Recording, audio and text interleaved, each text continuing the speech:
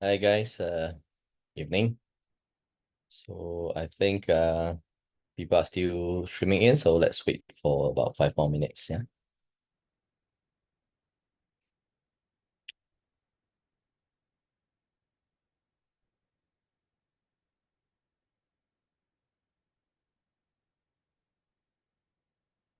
I hope all of you had your dinner and not caught in the train outage, which I was yesterday.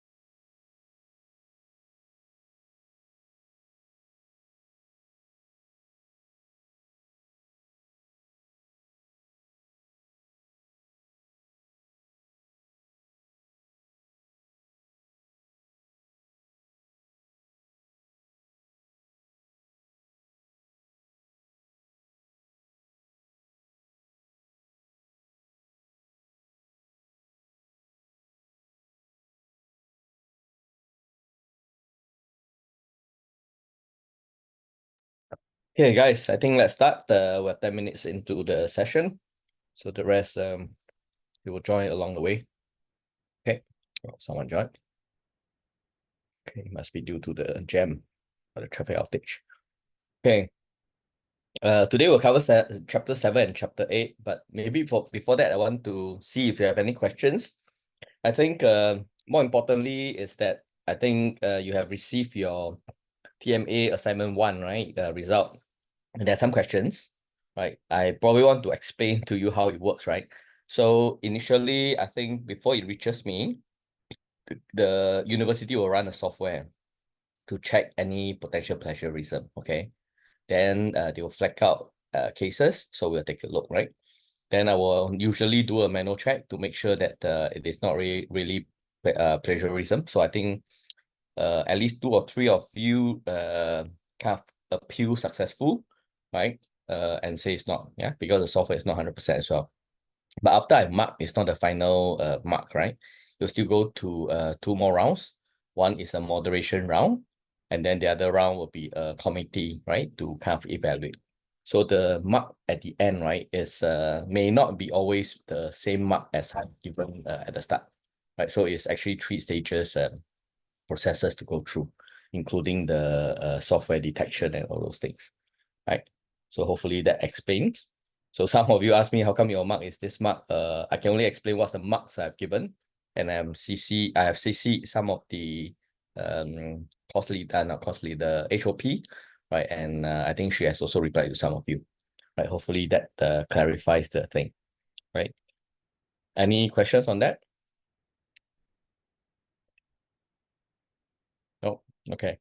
So in order for you to do well, right, for the second assignment, although I'm not really supposed to go through with you, but I'll just quickly spend some time, right, to make sure that you are on the right track, basing on some of your sharing, right, in assignment 1, how you kind of answer. So in order to really score well, and as I said, it's not just my marking, right? There are other people looking at it as well to ensure that it's fair, right? So I would suggest that you read carefully because I also received some emails about this assignment that you asked me, right? So first of all, full mark of 100, you need to make sure you download this document and read about it, right? And then understand it, and you can quote some of this thing by referencing it as well. Okay, so definitely need to download and read this document, these journals. Then you need to do some research. So definitely you need to quote some other documents, which can be the compulsory or the optional reading, right, that we have provided, or your own, right? So don't submit something that you don't have additional research, okay? You definitely need to read some more, which you can start with the compulsory reading or the optional reading to help you. I'll say that you should minimally at least 5 to 6 additional journals that you quote, you have read, you have quote, and put some cases. Okay. And of course, you can score higher if you compare and contrast between journals and you have more than, let's say, 10, right? I'm not saying that you need to do 50 or 20, right? But minimally to even get a good passing mark is 5 to 6. And this is quite standard. Yeah. Then critique these cases, right? And then you need to discuss how the role of government in AI differs across country and political system, right? So again, we have studied in, I think, chapter 3 or 4, right, about different political system. We have talked about at least 6 of them, and there can be more, right? And we have put some sample countries under this political system. So don't just compare and ask me how many countries. Is 2 country enough or 3 country enough? I mean, if in the course you have gone through minimally 6, right? If you just put 2, you will know lah, right? But of course, do you need to put 6? That's where you need to show your understanding of the 6 political systems to see is there any similarity or any differences. Do you want to discuss 2 of them as one because they are exactly the same on how they use AI to implement policy or use in public administration, right? And with the political system, then it drives the countries, right? So no point comparing, example, let's say Malaysia and maybe Thailand, or Malaysia and Brunei, if they're under the same political system, right? No point. You can discuss 10 countries, but if they're one political system, then no point in discussing, right? So you should look at political systems first before looking at countries. Yeah.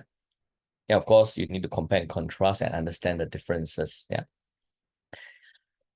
Then you need to explain the role of government as regulator, which we have covered in one of the chapter. Then the other one is example of government strategy to promote trust, right? As a promoter, right? Then last one you can use, which this journal will be helpful, right? On how to use AI for effective use in public health. And I think that's why I say when we get Mr. Dr. Tan Hui Ping, right? The previous health promotion board chief data officer, he already shared quite a few examples, right? So definitely that's not a journal, but that can be something that can quote to that document, which I have also uploaded on some of the example in Singapore, right? So definitely that is also to help you to answer. Okay. Then from the committee, not from me, because I don't really look much about the word count. The committee discovered some of you are very short of the word count. That means you do anything less than 90%. That means if you are doing only 1,700 word, they will be flagged out as well, right? So make sure that you are as close as to 2,000, right? I would say minimally 1,950, right? Something like that, right? To be good enough. If not, the software will flag out as well. Yeah. Okay. Then the rest should be quite standard. So I think I saw the HOP reply to one of you as well to say if you really believe you didn't use AI, but the software still flag out, and after the committee read it, still think that there is, right? So please quote, even if I think I saw one of the script before the students say, oh, you actually use AI prompt or not, and then what is it used for? So if you really use AI prompt to help you, right, please quote it and reference it as well. Yeah. Try to avoid, but it really helps you, then please quote it. Yeah. So these are some of the sharing that I've seen from your assignment 1. Okay. And your guidance for assignment 2. Hopefully all of you will do well. And I mean, to be honest, assignment 1, some of you did very well as well. The highest was 85 marks. So it's not that difficult. Okay. Okay. If no question, let's proceed to today's lecture. Okay.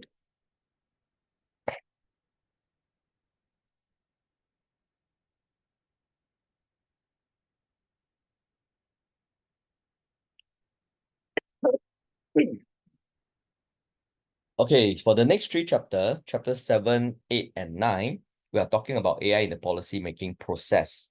Okay, so what is important will be policy making process, right? So we'll introduce a framework on what the process is going to be like, a high level framework. Okay, and okay, someone join. Okay, so today we are in chapter 7. We'll talk about it in general, the AI used in the entire policy making process. Then in chapter 8, which is after the break, we are going to chapter 8. Chapter 8 will talk about the first 2, 3 stages in the policy making process. Okay. Then chapter 9, which we'll cover 2 weeks later, is in one of the last stage of the process called evaluation. Okay. Then chapter 10, 2 weeks later, we'll talk about some global case study, right? Then we will have our last session at the end of October, where we will also have a guest speaker, right? We're going to get Dr. Ang, who's a medical doctor who has an MBA, and in current job, he's a medical doctor as well as the director of the population health, right, of the National Health Group. So there's a lot that he can share as well. Yeah. Okay.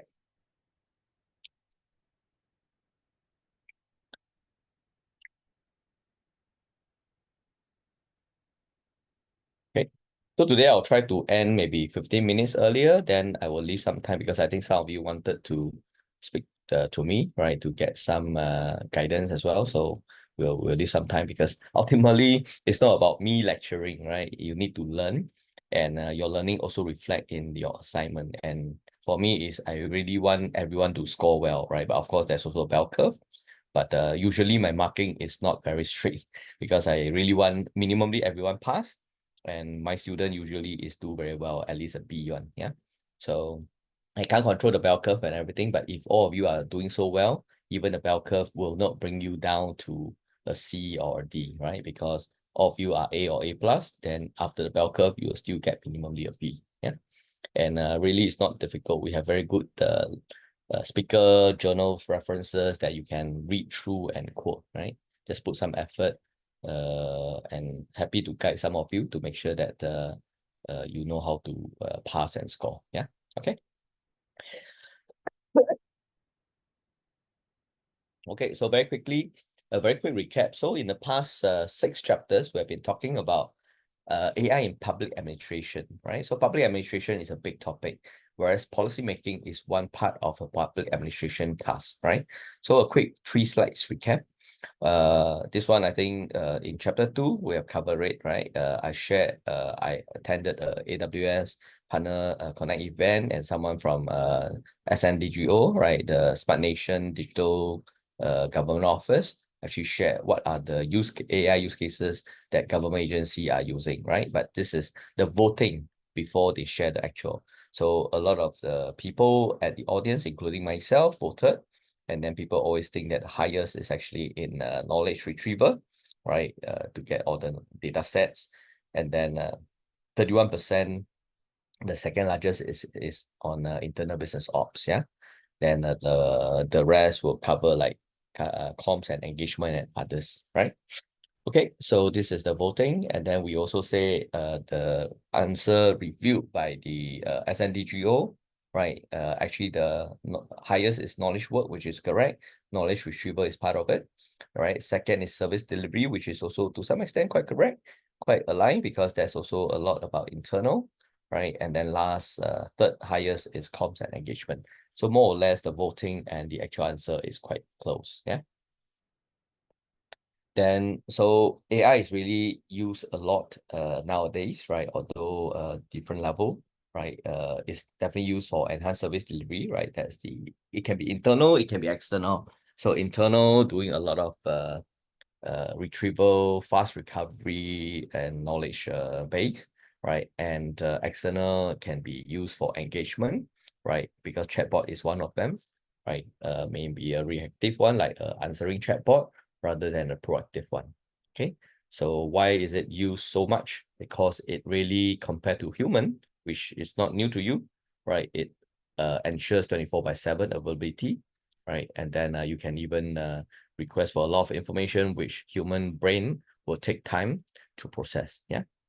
The second area is definitely data analysis and decision making, which we will discuss this quite a fair bit because it is part of a policy making process, right? So the AI is able to help the human to analyze vast amount of data, right? And with that data, you can do a lot of things. You can do social analysis, sentiment analysis, predictive analysis, right? Even preventive, right? So these are the things that the data can help you. So today, if you go out to talk to anybody in any company, everybody is trying to say, I want to do data-driven or data-driven decision making, or I'm a data-driven organization, right? So there's a lot of hype, I would say, but to some extent, it's also real and helpful, right? Using data, yeah. The other one is automating, improve efficiency and automation, right? So definitely, and I already shared in one of the seminar, right? When I was serving in the COVID in Changi Expo, right? Data entry, form filling, right? All this are done a lot through automation, right? It may not be so much Gen AI, but there's some form of AI there where we actually use RPA, right? Robotic process automation to help in many of that as well. It's improved citizen engagement, as I said, right? Targeted communication. And then one of the seminar we also discussed, right? Not just citizen engagement in today, US presidential election. There's so much AI being used and the deepfakes actually happen and many of that as well. Yeah. So this is a quick recap. Of course, we have shown and discussed example a lot on healthcare and your assignment as well. And then we have Dr. Tan sharing it. Public safety, we also discuss and shows out the example in one of the seminar, right? And of course, taxation, tax filling and all those things, right?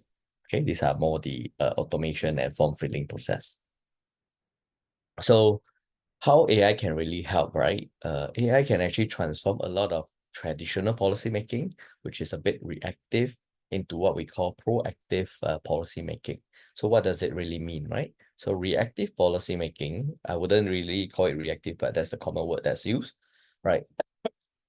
They also use a lot of data, but a lot of time is historical data, right? So we always know, right? History is important, but sometimes history don't repeat itself. And sometimes people always say, right, especially if you read all those companies, corporates annual report, always say the historical data trend, or when you do banking financial products investment, they always say historical data may not be a good indication for the future trend, right? Something like that, right? So historical data is good, is useful, but it may not always accurately predict the future, right? Expert opinion, right? So in the traditional policy making, as I mentioned, I also sit in some of this focus group and think tank, right? So it's useful, definitely, but of course, how many can you get? Maybe 10, 20, right, in a session. Then how good is this sample size to represent, right? So it's definitely useful, but with AI, it becomes a larger data set, a larger sample size. Yeah. Reactive approach. So policy are typically developed in response to a crisis, right? So again, like COVID, a lot of the new policy that you are familiar with, the social distancing, the trace together, the mask, right? How many people and when do you need to wear mask and where? Those are the policy that we saw in COVID that is a little bit reactive because nobody has experienced COVID, right? But if we have enough data points, maybe gather from what China has experienced, and we have AI to help in some prediction, which I also showed you during COVID, things slowly come in, right? For example, we do a disaster outbreak prediction using AI, right, and data. So these are things that it improve, right, with data and AI. So we are all hoping that AI can help us in policy making in a more proactive manner. So for example, predictive analysis, right? So we are able to predict issues, help to prevent crisis, right? Scenario planning, right? Many of the companies, if you work in the companies, right, they always do at least a 5-year scenario planning, right? And then a lot of that was based on historical data, and then do some prediction using extrapolation method, right? But all this can be simplified and more effective using AI moving forward. Okay. Data-driven insight. So AI reviews patterns in data, right? Aiding evidence-based policy making. That's what we always say. And policy optimization. So again, when you launch a policy, right, without data, without AI, right, there's a lot of human collection of survey forms and many others, which is also good, but it is not effective enough. So when you want to optimize the policy, it's more manual and laborious. But with data and AI, it's supposed to help you to optimize in a more effective manner. Okay. Sorry, I'm still recovering from flu. You can hear from my voice. Okay, so personalized service, right? I think data and AI is always used in a lot of personalization today. Whether is it use it when you watch Netflix, or is it your robo advisor for your financial investment? It's all personalized services, right? And a lot of them using data and AI. And by the same token, it can be personalized services under different policy as well. Okay.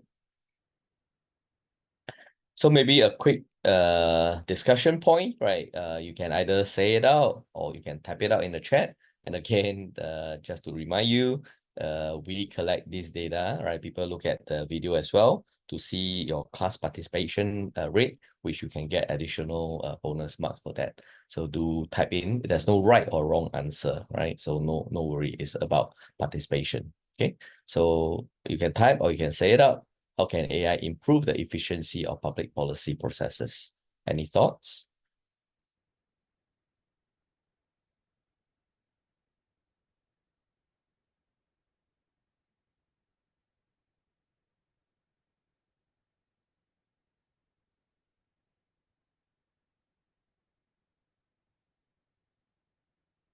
From Rajiv, evidence insights. Okay.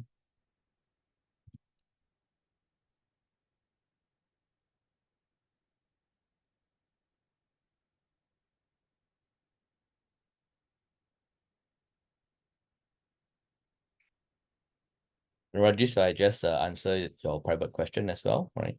So we have admin, if you don't know, her name is Pao Yi, right? So most of this admin stuff, I will need to ask Pao Yi to check. Yeah. So email me, I'll reply to you and CC Pao Yi to help to answer. Yeah. Okay. Okay, so evidence-based insight, Samuel say capture large pool of data from open policy that are similar. That's also helpful, yes. Predictive models, okay, maybe. Machine learning to predict future trends, data analysis and insight, enhance public safety. Okay. Yeah, I mean, some of these are quite correct. Basically, in general, right, as we discussed quite a fair bit already, right, entire public policy process can be long, and we'll see in the next few slides, right? It's a long process, right? If you do not already know, in Singapore, right, there's a Committee of Supply, right, COS. I don't know how many of you actually read all this parliament debate and presentation and all those things, right? So it's a very long process. Sometime before policy is being introduced, right? It may take uh up to a year or even more than a year, right? Depending on how fast that is. So I can share with you, I was involved in some of this data collection, right? So we sometime usually like, let me quote an example of the COVID, right? When do we say, okay, I turn from red or orange to green already, right? So the data was, we need to collect at least like 6 months to 9 months of data, right? But usually because parliamentary debate a lot happening in the beginning of the year, so like February, right? So we will need to start preparing all the reports for the bosses around October, November already, right? And then with all the data. So you imagine before AI really become useful for us, there's a big team of data engineers and all those things doing that, right? So AI really improved the process of data collection and data analysis, which some of you put down already, right? And with the data analysis and with the modeling, it can be predictive models or different type of models that you set, right? According to your use case, right? Then with the modeling technique, right? Then you can come out with a recommendation, right? So that is really how AI helps a lot, from the insights, from the modeling, and then into testing sentiments, right? You can even do, someone mentioned scenario planning, right? Scenario planning simulations as well, right? Later on, we'll see a few videos to show the simulation, right? What is simulation? Using digital twins and many other things, right? Because, okay, predictive modeling to adjust schedule or preventive. Yeah, the MRT one, that's good. Actually, I don't know the answer. Maybe you can find out, right? Whether our MRT that break down these 2 days, did they not have the data? Did they not have AI or algorithm predict? I don't know the answer. It'll be interesting to find out, right? Because we talk so much about how useful AI is. And because I'm quite heavily involved in healthcare, so I know, yes, we use a lot. Transportation, I know they use a lot as well, but how come we still cannot predict this outage that caused so much problem to everybody? I don't have the answer, but it's something worth discussing, right? Happy to discuss on that as well. Yeah. Okay. So yep. So thanks for the participation, right? There's also a journal that you can read below, right? And it has some health, not a lot of health example, but it can be a journal that you may want to read as part of your TMA 02 references. Yeah, not a very difficult journal to read. Okay. Okay, let's go and look at the AI impact on the policy cycle. So before we look at the AI impact, the first thing is definitely to look at what is a policy cycle, right? Of course, there are different levels of details when we talk about a policy cycle, but this is a generic framework that people usually will look at and do, right? So we look at first, identify and prioritize the policy issue, right? Which we call it an agenda setting stage, okay? So that's stage one. And again, using a COVID example, right? Because all of us been through COVID just last few years, and we have seen so many changes in the public administration and in policy. So it's still fresh in our mind. Because a lot of time, I don't know if you agree with me, right? Before COVID, especially in Singapore, which we are a little bit cold towards politics, right? I'm not saying every one of you, right? But in general, right, there are reports saying that many of time policies are made and we don't know that much how was it made, and we were not that concerned as well, right? Until recent years, because of COVID, because of GST increase, right? Because of the GST vouchers, right? So a lot of all this that impact us much more, then we feel it, and then we actually start questioning and looking, right? Imagine many years ago, yes, COE is always there, but how many of you really know how COE process or policy is being made, right? So with looking at it, a general setting, right? So I would say maybe COVID, right, is one of the example. So and in COVID, we know the most popular one that we know is the social distancing, how many people can come out, what is essential service, what's non-essential service during the circuit breaker period, and all those things, right? So this is really the agenda setting. What do you want to set policy for? Okay. Then policy formulation is the second stage, right, naturally. So what's policy formulation, right? So once we have issue, identify, and prioritize, right, we need to develop potential solutions or the policy alternative, right? And this stage involve a lot of research and data analysis, consultation experts, and this is where actually AI can help to make it more efficient, right, moving forward, right? So if I identify the issue as COVID, how many people, right, can I allow to come out at any one point of time?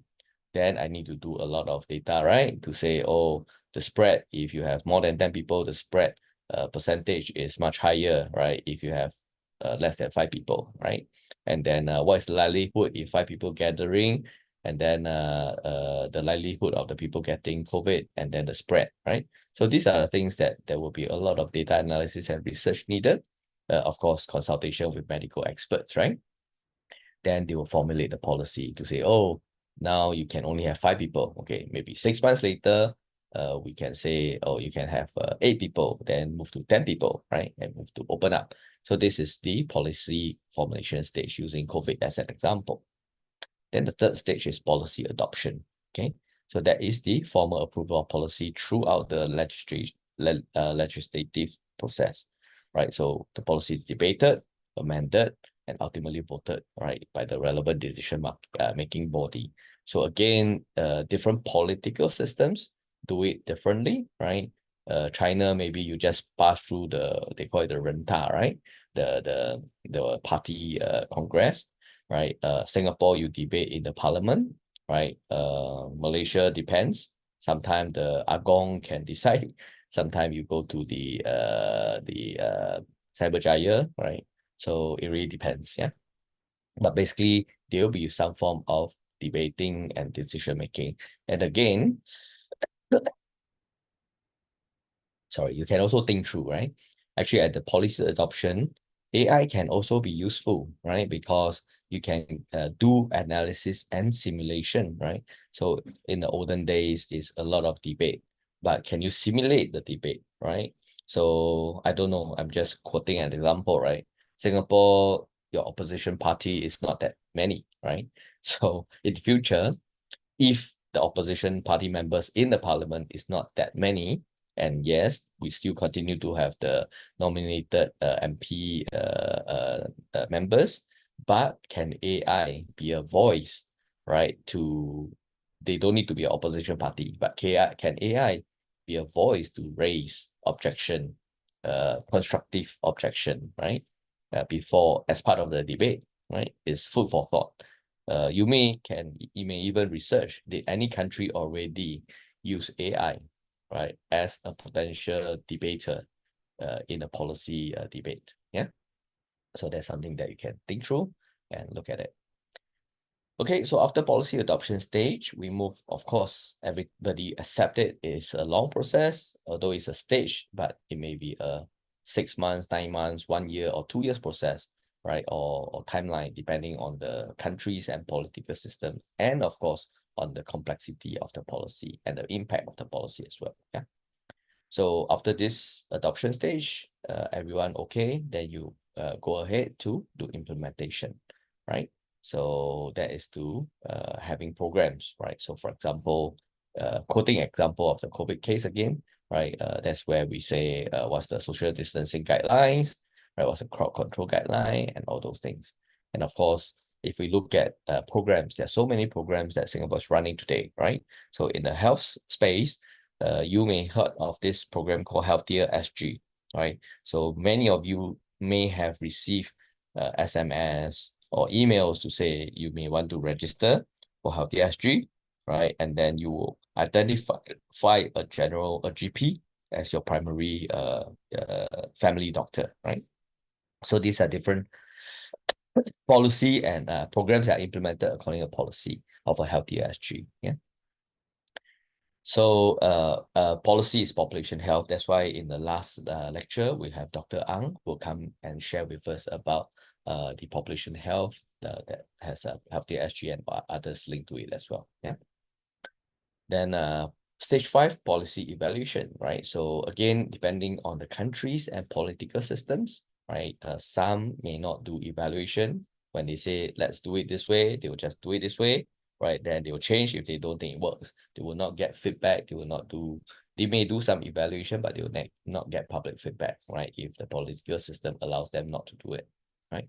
But in the next seminar, chapter 9, we'll talk about how AI is used in evaluation, right? Which again, no surprises, right? We already talked about a lot of public engagement, citizen engagement, right? Those are part of feedback and definitely is useful for policy evaluation. Okay.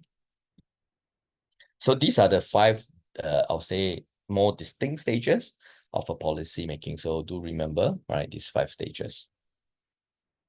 Let's look through the challenges, right, throughout the policy cycle, right? So first one, definitely resource constraint, right? So ability to formulate, implement, evaluate policy. Again, this is not mapping to the 5 stages, because it's just nice 5 stages, but it doesn't mean 1:1, 2:2, right? These are 5 examples of challenges, right? Resource constraint can be across all different 5 stages of this policy making process as well, right? But I will not give you the answer because at the end of today's seminar, there will be a group discussion within this group to roughly say, okay, what do you think is the most time-consuming, most challenges in the entire policy making cycle, right? So you can say, okay, resource constraint, maybe you need most number of resources, example, during policy formulation because there's a lot of analysis needed, example, right? Then it can be the longest, right? It can be the most challenges, example. Yeah. Then so resource constraint is definitely always there, right? What kind of resources you need for different stages, right? And what is more readily available and what is not. And again, it differs by countries, by political systems. So in a group discussion later, you should identify, you can say, now my example is based, my discussion or my example or my use case is based on Singapore or based on Malaysia, right? And you explain from there, okay? Number 2 is shifting priorities, right? So there will be evolution in the political landscape, right? And that will potentially impact policy priorities. So again, we see that a lot during COVID, right? For Europe versus Asia, right? Europe countries open up much faster than Asia. Why? Because the priorities is probably economy rather than the number of infections and all those things, right? So definitely the challenges is that we need to make decision what has a, if economy has a higher priority, then you relax the open up first, right? So these are things that, yes, there will be a lot of data crunching analysis and AI can help in that as well. Okay. Of course, others will include unforeseen circumstances, right? So policy often lead to unintended outcomes, right? Sometimes it's major issues, sometimes minor issues, sometimes major impact. Again, if I quote back the COVID example, right? So locking down caused a big economic pressure on many countries. And that's why the priority got shifted to focus on economy before rather than the infection in European country. But Asia is more concerned, right? So it opened up much later, right? So a lot of unforeseen circumstances may appear, like in the COVID case, is that the economy has been impacted, right? Of course, you can argue that, oh, of course, you lockdown is shouldn't be unforeseen. You definitely know it's impacting the economy, right? But I can also debate that, yes, everybody know, but extent of it, the impact of it, nobody knows. And that's why everyone was caught by surprise. Yeah. Okay. So complex policy challenges, right, like climate change, healthcare involving multiple stakeholders require interdisciplinary expertise. And that's why, not surprisingly, during COVID, it's a intergovernment agency collaboration, right? Not just the health ministry, but also from other ministry, right? And that's why probably it did so well that Mr. Gan Kim Yong become the vice PM, right? Yeah, deputy PM. Okay.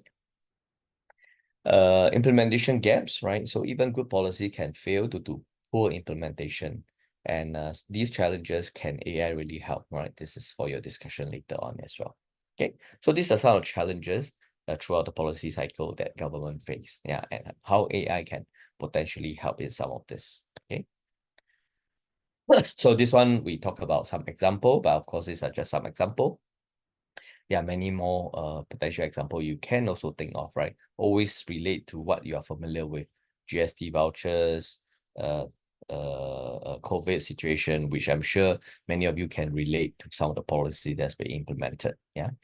So AI has the potential to help in solving some of these challenges, right? So if we look at the agenda setting stage, right, we can look at AI can use to help to analyze the data from social media, other data sets, databases, right, to look at the trends and concerns, right? Then you do issue prioritization. So for example, later on, you see some example is that a lot of policy around climate, right, is coming out because of all the global warming effect, right? That's impacting many countries through the weather changes and all those things, right? So definitely, this is important, but you also look at the data from different data sets to see what are the trends, right? That's why you can see maybe again Europe is more advanced to some extent as compared to Asia on all this climate policy, right? Singapore just started you got to pay for by getting the plastic bag, right? 5 cent or whatever, and then but this has been there long ago when I was in Taiwan and of course in some part of Europe as well. So why did Singapore just decide now, right? So there are a lot of data crunching and analysis to say we should start now because of blah, blah, blah, blah, blah, right? So this is some of the agenda setting and analyzing through the data sets. So in the policy formulation stage, right, I think someone just now also typed, right, evidence-based policymaking, right? Yes, you're right, right? So analyze the data, model complex system, predict outcome, and then you can do evidence-based policymaking with a lot of this formulation and simulation. In the policy adoption stage, right, simulation, right, later on you'll see example of using what we call digital twins, right? So the simulation really helps because you can also use that to kind of inform policymaker, influence opinions, and so-called get some of the buy-in more easily. Yeah. Policy implementation, right? When you want to implement, you definitely need resources, whether it's a human resource or non-human resource, you need different form of resources, financial resources, and many other things, right? So AI hopefully can use, right, through example, launching a policy, informing public, citizen engagement. So definitely it can help in many of that as well, and automating some of the tasks. Yeah. Then policy evaluation, which we'll discuss more in the next seminar in chapter 9, right? But basically it supports some kind of automation of data collection and analysis, which we know is very important when you want to evaluate the effectiveness of the policy being implemented, right? And of course, you use AI, right, or machine learning, which is a subset of AI, to identify patterns and trends, right? To even predict something in the forward. Yeah. So identify emerging issue, right? So AI can help in how to identify emerging issues through many things, right? First is, of course, you can look at public sentiment through social media analysis, which again, this is not something new. I remember about 15 years ago when I was working on telcos, telecommunication, right? We already have social media analysis. Of course, at that time, we don't really have AI yet. So there's a lot of data crunching, data collection, data crunching, and then put into some kind of trending software that we kind of analyze. There's this thing called social listening as well, right? Some companies, software companies come out with social listening software to try to capture keywords and then from there predict, right, what's going to happen. So it's not a new technology, but of course with AI, it's more sophisticated to be handled. Okay. Survey analysis is also not a new technology, but AI make it supposed to make it more optimized and effective, right? I mean, you all should know we have done different types of surveys many times, right? We answer surveys, but a lot of these patterns and trends and the survey results, olden days, manual interpretation and analysis. And of course, you have software to do that in the past few years, and now with AI to help with that. Okay, online conversion analysis is another one. So it's similar to social media, right? You analyze online forums and discussion board, right? So I don't know if SUSS put that on our discussion board or for every course or not, right? But definitely if you put some discussion notes, you are not going to read it every day. And that's where the AI software can come in and help to make it more effective of looking at the analysis. Okay. So of course, we always say that AI has that prediction capability. So it's not surprising that it can help to potentially predict future trends or future problems using historical data. But we also say, right, historical data is not always a good way to predict the future. So you need to balance it as well. People still use it because that's the data that you have, right? But of course, with AI, especially Gen AI, there's a lot of modeling, and the modeling can be based on scenario planning, which your model can be better off, right? Then you can do a better kind of predictive analysis from there. Okay. So Google Trend is definitely one of those examples that's being used to do the trending of the popularity of things that has public interest. It can be government policy, it can be other thing that has public interest. Yeah. Data-driven prioritization, right? So again, we all know that AI can use to help prioritization, right? But data is very important, right? So when data comes in, right, everybody want to say that I am a data-driven policy making, right? Because it sounds good and nice that I'm not just plucking from the sky, right? We all know definitely there's data, but how much data, how big is your sample size? What is your data set? Where do you get it from? So this will be important, right? But again, if you look at it, data-driven prioritization, right, is good and more convincing because it's evidence-based, right? And of course, with that, you can help to improve resource allocation because you can put things that citizens are most concerned, right, with. For example, these few days, right, I hope the government is using AI to get the sentiment right from the public. Then I don't know if you guys read, right? I mean, people are saying that the number of buses, right, to fetch the shuttle buses not enough to fetch the volume of the people, right, waiting. So it's creating a lot of problems. So did they collect enough data? Do they have AI? Do they have a model to predict? If you have, you may not have all this problem, or the problem may be less, right? So they just announced, I was just looking before the class, right?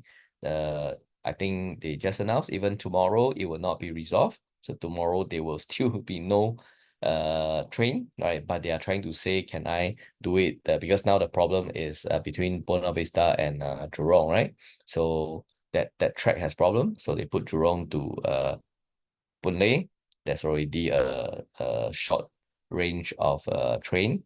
Then from Buona Vista above, right, to the east, there's another one. So the problem is here. Then they say, can I run something just between these few stations, right? So these are some of things that AI can help in the simulation, right? And of course, the resource allocation, which we are trying to talk about here, you can use AI for that also because you collect and you know the number of people between these stations are the most. Then you can identify where should I allocate more buses, right? Is it between Buona Vista and Jurong, or is it between Jurong and Boon Lay, right? So this you need is form of a resource, in this case, a bus as shuttle bus allocation. Yeah.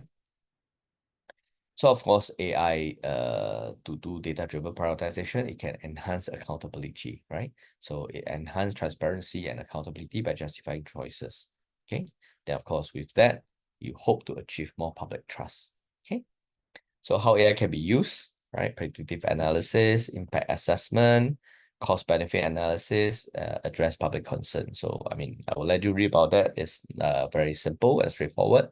And you really can just use these 2 days, the MRT outage as an example. Think through, right? Later in the group discussion, maybe think through how can data and AI help in this few scenario. Right now, you already have second day of this one, and now it's PSLE exams are more. So all this collecting sentiment, understanding the situation, do I need to even postpone PSLE exam or whatever, right? Do I find another exam center? So all this, you need plenty of data, and you should, I mean, the government should already have some of this data through different sources, but how come the things still take so long, right? Is it good enough? Maybe some people think that it's good enough, that's fine, right? But many people think that it's not good enough, right? If you look at all the social media. So what can be done better, right? Okay.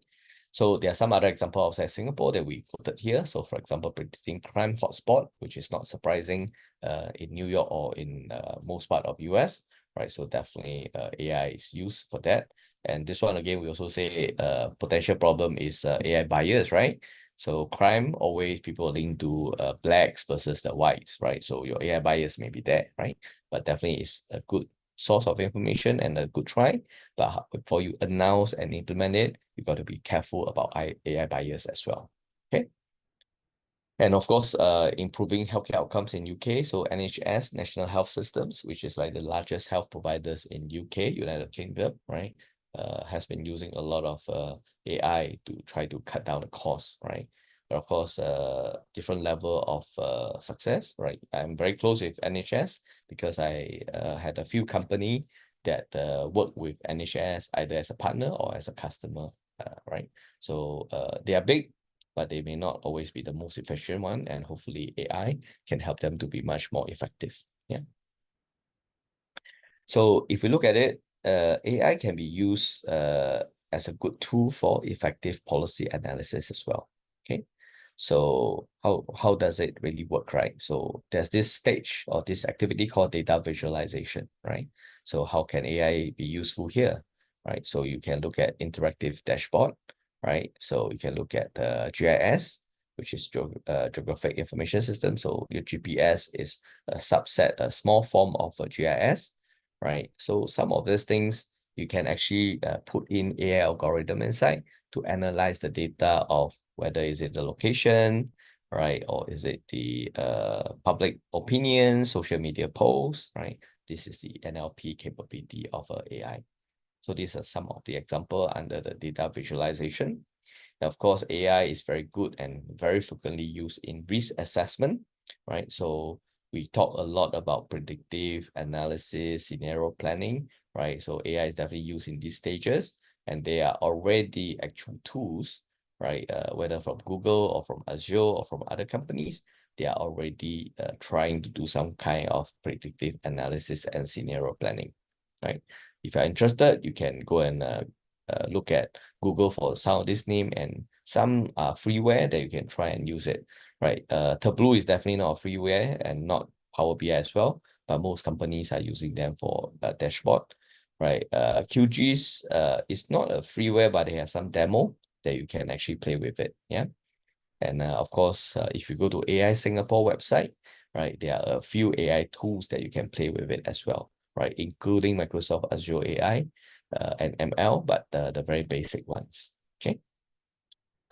Of course, under policy simulation, right, there are different types of things that we can look at. Example, agent-based modeling, right? So what is agent-based modeling, right? Simulate the interactions between individuals, right? And to analyze the policy dynamics. Okay, so this one way. System dynamics modeling, right? Analyze feedback loops and causal relationship to evaluate the long-term consequences of policy changes, right? Again, these are some of the tools, right? Most of them are software, right? With AI algorithm that you can try to play with it. Okay. So again, another interaction. So feel free to type in, right? Again, no right or wrong answer, so no need to worry at all. We will just tabulate how many people participated, right? So how can policymakers address the digital divide in the context of AI-driven policy, right? Again, you can read this paper because one thing to note, right? We talk about many challenges in the past few slides, right? And mitigate like resource constraint and all those things, right? And how do we mitigate, right? And then how what are the different tools, right, to use in some of this scenario, right? But one thing to note, right, to be able to understand, first to use and to understand, right? Even you need, let's say, elderly to understand COVID policy, right? But then they don't have good digital skills or knowledge or tools, right? Some, you may be surprised, some elders don't even have a handphone yet, right? Still relying on a house phone. And many of the elders are using those phone like a 2G phone, although it's a 4G phone, but they only using voice and text. So how can policymaker address this digital divide, right, in the context of an AI-driven policy? Anyone want to try? Good one, make technology affordable. Uh, I think everyone trying to. There's this silver generation office, which if you have your house got elderlies, they can actually get help on that, right? So yes, making technology affordable is definitely one of them. Educating, definitely through Skill Future, or if you look at most of the problem having digital divide issue are the ones elders. So there's this silver generation office, and in some companies like Singtel, right, they actually have asked their employees to be volunteers to help all this digital nation office, silver generation office, and all this thing to try to reduce digital divide. And not just the elderly, right? So they also send volunteers to go to ITE, Polytechnic, and sometimes university to guide on some of these things. So you guys may hear, I mean, not here, but SUSS just like about a month ago just had some AI master classes, right? May not be open to you, but Dr. James Ong, right? I told you your first guest lecturer was teaching this master classes for SUSS, right? So that is also to educate, right, the public on AI. Yeah, make it more open, visual AI assistant. That's good one, which I think many of them are trying to do that. Create more opportunity for AI training. Yeah, that's why we have this course. Education, yes. Digital literacy, yes. Affordability, yes. People with disability, that's a good point, yeah. So a blind person, right? How do you handle that? A deaf person, people which have reading constraint, right? So yes, that's good one. People with disability, which I may be wrong, but do share with me also, right? Jumari, is it your name? Right? Disability, anything that you know of, because this is a part that I don't think we have done very well, right? Not just AI for these people with disability, but in general, technology for people with disability, right? I don't think we have done that well, right? Feel free to give suggestion. I think that's a very good one, right? Organized courses, yes. More basic ASQ, yes. Public outreach, yes. Okay, okay, good. I think everyone more or less is there, right? Make it affordable, education, digital literacy, focus on the less privileged group, right? So all these are helpful. Thanks for your participation. Okay. Now, AI application in policy making. Okay. So again, we already said risk assessment is one of the key application that we use AI for throughout the policy making cycle, right? So definitely why, not surprisingly, AI is very useful, right? Fast enough, effective enough to go through a vast amount of data, right? To someone has a question or maybe talking to your family. Use government money, go and fund all the elderly people to get.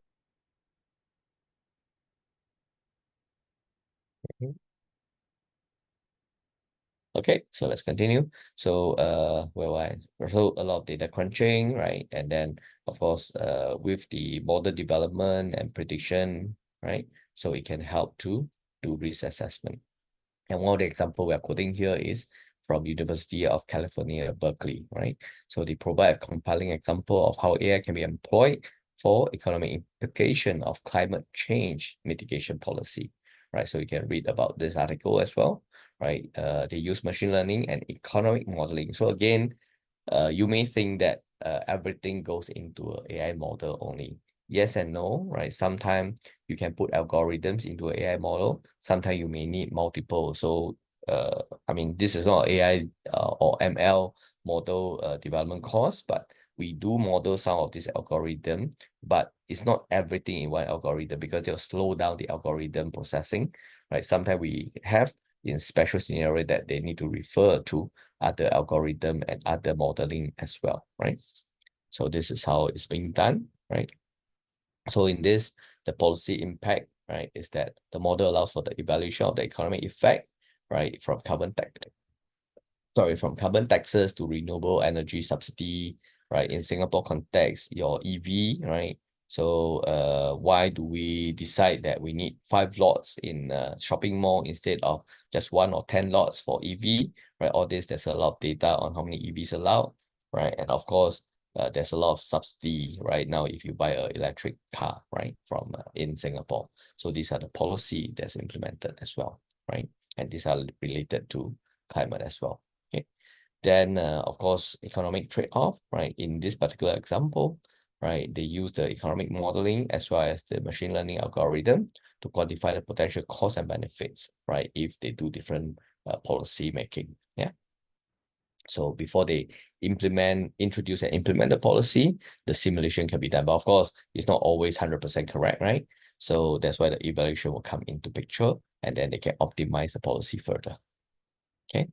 Of course, there will be uncertainty as well. So the model will incorporate uncertainty analysis, right, to look at some potential outcomes and economic shocks.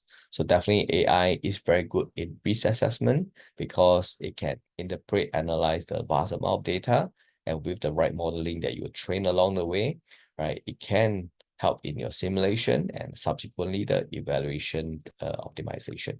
Okay.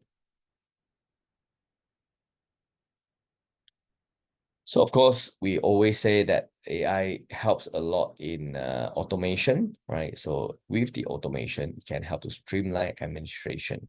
So example, automating data entry, which I already shared before, example, during COVID time, right? Streamlining application and approval process, which today, uh, yes and no, right? AI can be there, but it also depends on the country, right? Or some, in our instance, company policy, right? So AI can definitely do that. Auto approve, it is below something, right? But it all goes back to the organization or the country guidance and guidelines for that. Okay. Of course, you can help to optimize resource allocation, as I already said, right? Just now, the example of MRT, right? If we have a good AI algorithm, right, then I would know by now I may need more shuttle bus between Clementi and Boon Lay because of the population there, not just the people living there, but number of people working there, right? I may need to even crunch what is the amount of hybrid working, right? So all this data crunching analysis and then a good algorithm to predict, right? And to be honest, first day is understandable, right? Because my data may not be accurate and it takes time. But now it's the second day, night, right? I should already have all my first day data to help me to do a good sampling, yeah? Okay. So this is another example in National Science Foundation, right, to implement AI-based to automate and review award process for grant application, which today Singapore is also doing some part of that in NRF, okay, and A-STAR, okay. Now, resource optimization, right, AI-powered allocation for maximum impact. So in any natural disaster, we are not even natural disaster, we are just MRT breakdown, okay? But AI can play a crucial role in optimizing resource allocation, right? analyzing data on affected areas, same thing, right? I said just now, MRT, affected areas between Jurong and Boon Lay, Buona Vista and Jurong, which one is most affected? Infrastructure damages. Now I have a problem, right? They finally realized today my problem is between Buona Vista and Jurong, right? So I can let my train run between Jurong and Boon Lay. I can let my train run between Buona Vista and the other part of the east side. Yesterday I was stuck also because I have to get down at Queenstown, and there's nothing else from Queenstown onwards, right? But between Queenstown and Buona Vista was not affected, right? But of course, yesterday they have the data and today they resume that, so that's good, yeah. But again, so infrastructure damage, that's an example if you link back to what happened in these 2 days in our own country, yeah.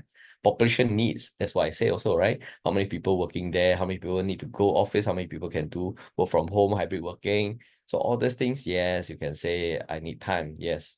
But that's why your data and your AI, right, should help you to make it much faster. Okay. So AI, like you say, AI is supposed to be able to help to identify most critical area for aid delivery. Yeah. So for instance, AI-powered drones, right, can be used to assess the extent of damage, which I don't know if we use that to have drone to check on the queues at different bus stops. I don't know, right? Maybe I haven't seen any reports on that, maybe not, right? But would it be really helpful? Maybe, yeah. Then so this one is more extent of damage. We already identified the damage here, right? So it doesn't matter, right? Then by using AI to optimize resource allocation, right, humanitarian organization can ensure that aid is delivered. So this is talking about natural disaster, and we are trying to link it to an MRT outage, which is similar in nature. Yeah. Okay. So maybe let's take a quick look at this video. It's quite a long video, about 8-9 minutes, right? So maybe take a quick look. I need to on the voice. Okay. In a world where natural disasters pose constant threats, the need for more effective disaster management is more critical than ever. From hurricanes to earthquakes to wildfires, these events can cause widespread destruction and loss of life. But what if we could use artificial intelligence to predict and prepare for these disasters? What if we could use artificial intelligence to optimize search and rescue missions, allocate resources more efficiently, and facilitate coordination among relief organizations, governments, and volunteers? In this video, we'll explore the many ways where AI can revolutionize disaster response and improve the lives of those affected by natural disasters. From predicting disasters to providing early warning systems, optimizing search and rescue missions, and facilitating coordination, AI is playing an increasingly important role in disaster management. So join us as we delve into the world of AI and disaster response and discover how this technology can save lives and improve disaster management strategies. Natural disasters, ranging from hurricanes to earthquakes, not only disrupt lives, but also present formidable challenges to our capacity for swift and effective response. The complexity lies in addressing the multifaceted challenges posed by these events, ranging from immediate threats to long-term consequences. Effective disaster response management involves swift decision-making, resource allocation, and strategic coordination among various stakeholders. Now, in these critical moments, technology emerges as a beacon of hope, with AI standing at the forefront of revolutionizing disaster management. The ability to predict, prepare for, and respond to disasters with unprecedented precision underscores the vital role AI plays in safeguarding communities and minimizing the impact of these catastrophic events. Our journey begins with the proactive side of disaster management, predicting disasters. AI, particularly fueled by machine learning and data analysis, assumes a crucial role in forecasting natural events. Within this field, sophisticated algorithms carefully navigate through extensive data sets, including historical occurrences, weather patterns, and geological information. These algorithms, acting as diligent investigators, identify patterns and correlations within this intricate web of data. The result is an exceptional predictive capability, enabling AI to anticipate events such as hurricanes, earthquakes, and wildfires. This predictive ability is revolutionary, providing communities invaluable time to implement precautionary measures and mobilize resources effectively. The collaboration of AI and predictive analytics fundamentally transforms our capacity to foresee and prepare for impending disasters, ushering in a new era of resilience and preparedness. Building on the predictive power of AI, the development of early warning systems has been a game changer. These systems utilize AI to process real-time data and issue timely alerts to communities in the path of impending disasters. Imagine the lives saved when people receive crucial warnings well in advance, allowing them to evacuate or take necessary precautions. This intersection of technology and timely alerts showcases the life-saving potential embedded in AI-driven early warning systems. Before we delve into the role of AI in rescue and relief operations, we would like to ask you to support this channel by clicking on the subscribe button and becoming a valuable part of our community. Now, in the unfolding aftermath of disasters, AI takes center stage in rescue and relief operations, revolutionizing the way we approach humanitarian efforts. Drones, armed with advanced AI technologies, become invaluable assets in disaster-stricken areas. These unmanned aerial vehicles can swiftly survey vast regions, providing critical real-time information to facilitate and optimize search and rescue missions. The use of AI-powered drones enhances the efficiency and effectiveness of these operations, helping responders reach affected areas promptly. Moreover, robotics, another facet of AI innovation, plays a crucial role in navigating challenging terrains that might be hazardous for human responders. These AI-driven robotic systems are equipped to locate and assist survivors, making them indispensable in situations where human access is limited or unsafe. This fusion of technology and humanitarian action not only expedites response efforts, but also demonstrates the transformative impact AI can have on enhancing the precision and success of rescue operations during critical times.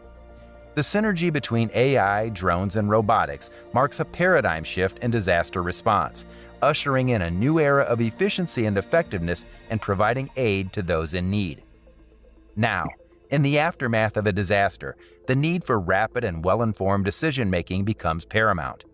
Here, AI's remarkable ability to analyze vast data sets assumes a crucial role in assessing the extent of damage, prioritizing response efforts, and efficiently allocating resources. The capacity to process and interpret data swiftly empowers disaster management teams to make informed decisions, ultimately saving crucial time and resources. For instance, AI can analyze satellite imagery to assess the severity of damage in various regions affected by a hurricane. By rapidly processing this data, it can help authorities prioritize the areas that need urgent attention for rescue and relief operations. Additionally, AI algorithms can predict potential secondary hazards, such as the risk of landslides after an earthquake, allowing decision-makers to take proactive measures. Moreover, AI's data analysis capabilities extend to post-disaster recovery. By analyzing socioeconomic data, AI can assist in identifying vulnerable populations that may require additional support. This nuanced understanding of the affected demographics facilitates the targeted allocation of resources, ensuring that aid reaches those who need it first. Now, let's discuss AI's role in humanitarian aid and coordination. In the intricate web of disaster response, effective coordination among relief organizations, governments, and volunteers is paramount. AI-driven platforms emerge as central components, facilitating seamless communication and resource allocation. These platforms transcend traditional barriers, offering a comprehensive approach to managing supply chains, organizing volunteers, and optimizing the overall efficiency and impact of humanitarian aid efforts. Consider an AI-powered platform that analyzes real-time data on the ground, including the status of relief supplies, local infrastructure, and evolving needs. Such a platform can intelligently coordinate the allocation of resources, ensuring that critical supplies reach the right places at the right time. These platforms can harness the power of data analytics to predict and mitigate potential bottlenecks in the distribution process. By analyzing historical data and current trends, AI can forecast areas that may face challenges in accessing aid, allowing for proactive measures to enhance accessibility. AI also plays a transformative role in volunteer coordination. By analyzing real-time data on volunteer availability, skills, and geographic locations, these platforms can efficiently match volunteers with tasks that align with their expertise and proximity to affected areas. AI-driven humanitarian aid and coordination platforms play a central role in disaster response efforts. They empower decision-makers with real-time insights, streamline communication channels, and optimize the allocation of resources, collectively contributing to a more effective and responsive approach to managing the complexities of disaster scenarios. Let's delve into two real-world examples of AI applications in recent disasters. Number 1. Earthquake response in Turkey. In early 2021, a powerful earthquake struck Elazig, Turkey, causing significant damage and posing a severe threat to public safety.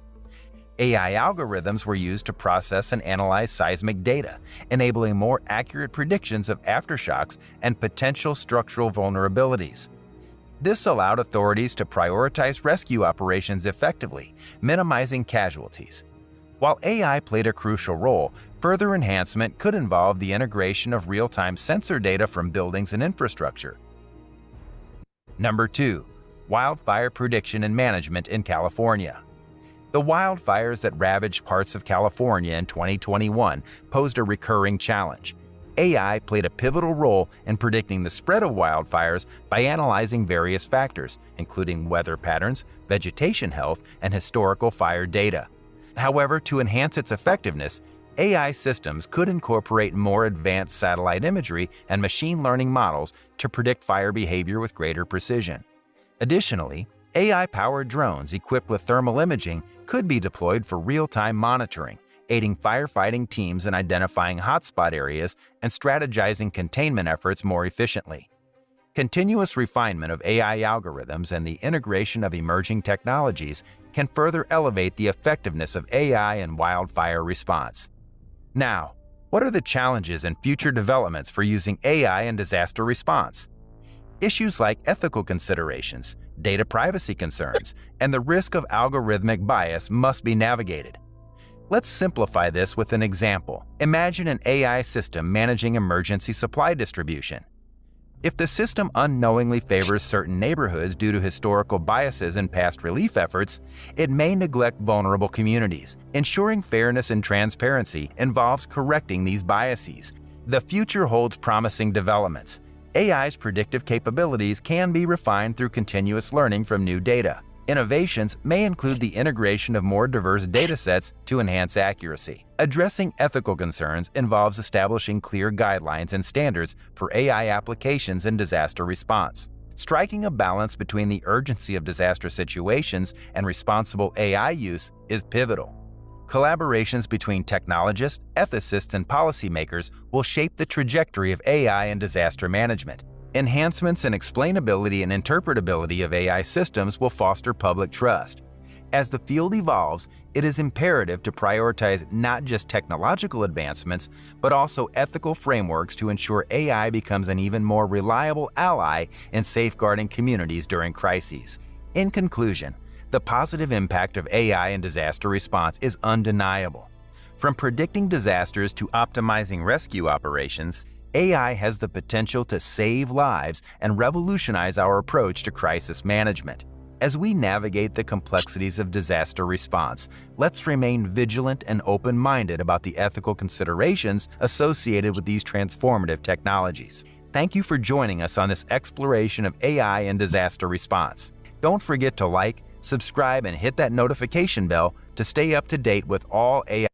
Okay, so I think this is a very good example or video, right, to show you a few things. So I think we have been discussing a lot of AI applications, but one of the things that I don't know if you feel is that we always think that, okay, AI is just algorithm, it is just data collection, put an algorithm, do a prediction and analysis. This is definitely one main branch of the AI. But hopefully from this video, and you can think about it for your assignment and your group assignment later on, right? Whether AI drone can be used, right? There's AI in another form, because AI is not, yeah, the drone has algorithm to make it run according to path as well, right? So AI based autonomous vehicle, right? I shared about using AV for mobile clinic before, right? So think broadly, AI, apart from the main algorithm for policy making, for chatbot for engagement, what about drone? What about autonomous vehicle, right? So some of these things you can think about as well, okay? So I think this is quite a good video to give you another perspective of what are the different application of AI and how they can help in this disaster, right? Which you can link back to COVID because your assignment 2 is about public health, right? Public health, you can talk about COVID as one of the example as well, right? And I already shared one of the past seminar, right? I have one whole page of AI, how AI is used to combat or fight COVID, right? That if in your TMA2, you decide to use COVID as an example, I think that few slides will give you a lot of examples and readings and supporting evidence, right, for whatever you said in your assignment. Yeah. Okay, so that's another hint for you. In a world Okay, so let's look at another video on policy simulation. Okay.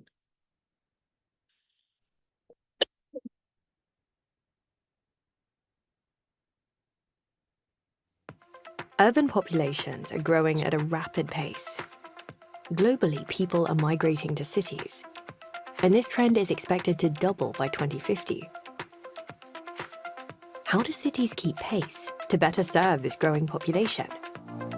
You need a digital twin. Hexagon's urban digital twins provide cities with unprecedented insights and actionable information. They're digital, providing a virtual model via aerial imagery, LiDAR, and more. They're connected, complete with real-time data exchange between systems and devices. They're intelligent, leveraging AI, simulations, and analytics to identify potential problems and inform decision-making.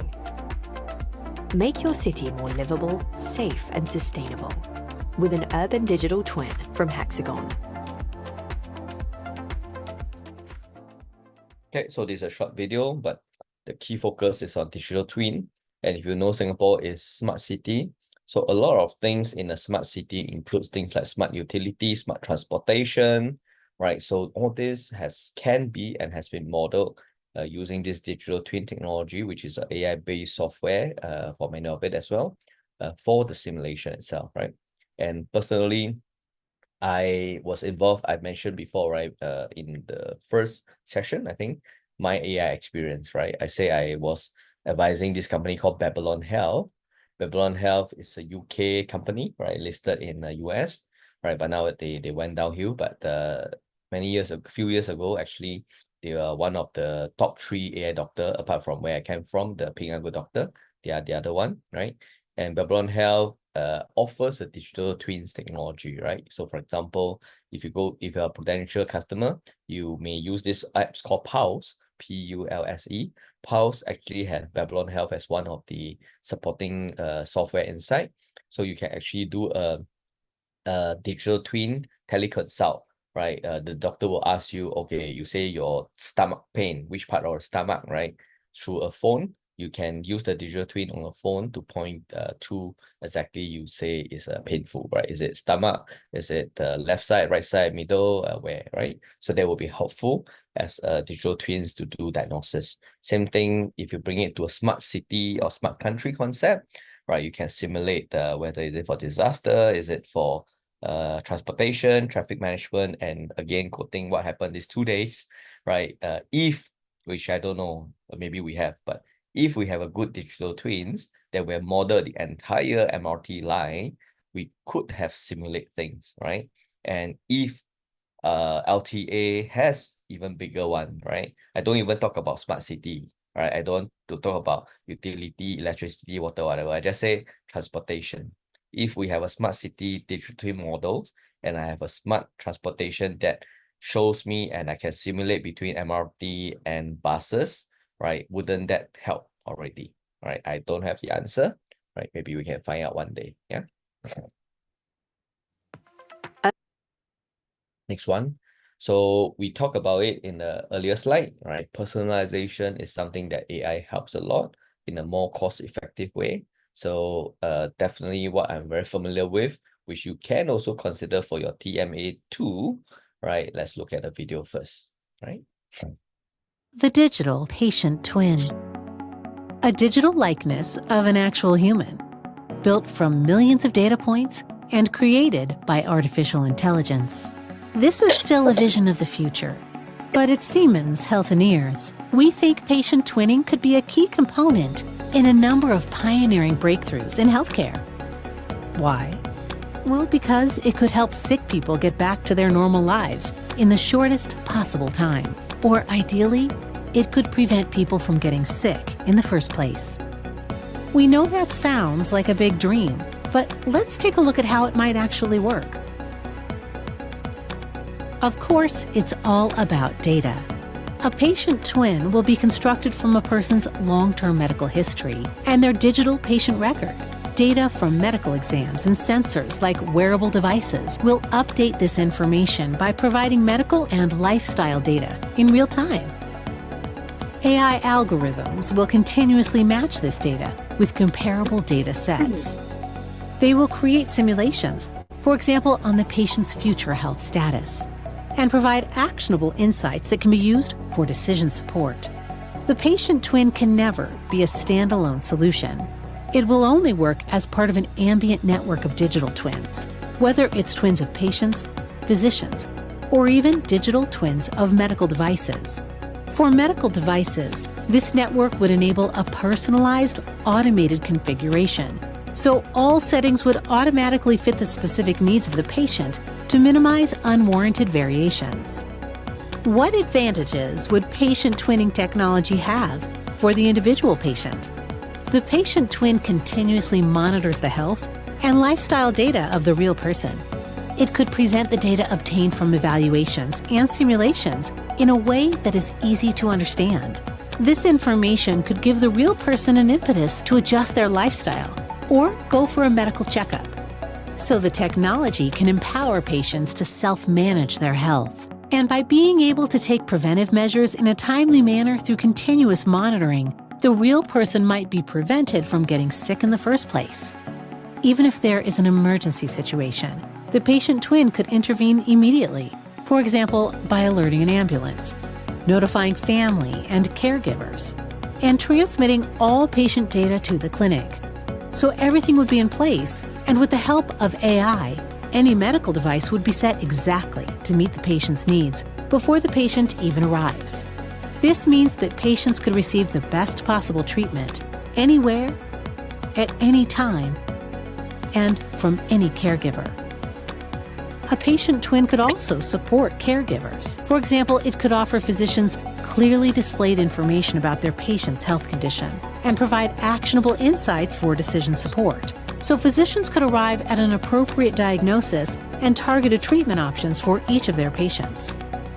Based on the precise data from the patient twin that allows automated configurations of medical devices, even remote intervention supported by robotic technologies may be possible. Always, of course, under the constant supervision of real-life experts.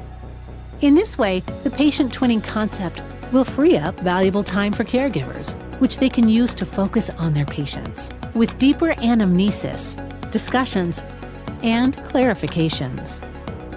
And for the healthcare system as a whole, this technology could provide better outcomes at a lower cost. Imagine personalized precision medicine becoming a reality. Imagine humanizing medtech for everyone, everywhere, with the help of patient twinning. Okay, so it say that this is not there yet. I beg to differ, as I said. I was very involved in Babylon Health. I was very involved in Piango Doctor, which are like the two of the top 3 AI doctor in the world, right? So definitely the digital twin is there, but of course not 100% very good yet, right? Personalized care is also there, right? But again, as I said, this one is very useful, right? Today you may be seeing digital twin as a part of a telediagnostic to say where it's painful and all those things. but many of you may already have avatar, right? Or even have a second life in the metaverse, right? Imagine this all come to real, and then you have a digital twin that your doctor can simulate. If I put this medicine on you, on your digital twin, what's the likely effect, right? So it really can help in some of this personalized medication as well, right? You can imagine, of course, you will question me, right? How accurate is your digital twin? And that needs to go through machine learning, right? So you will model as accurate as possible, one yourself on this digital twin or the metaverse or whatever. But of course, along the way, it will learn, right, to improve. Yeah.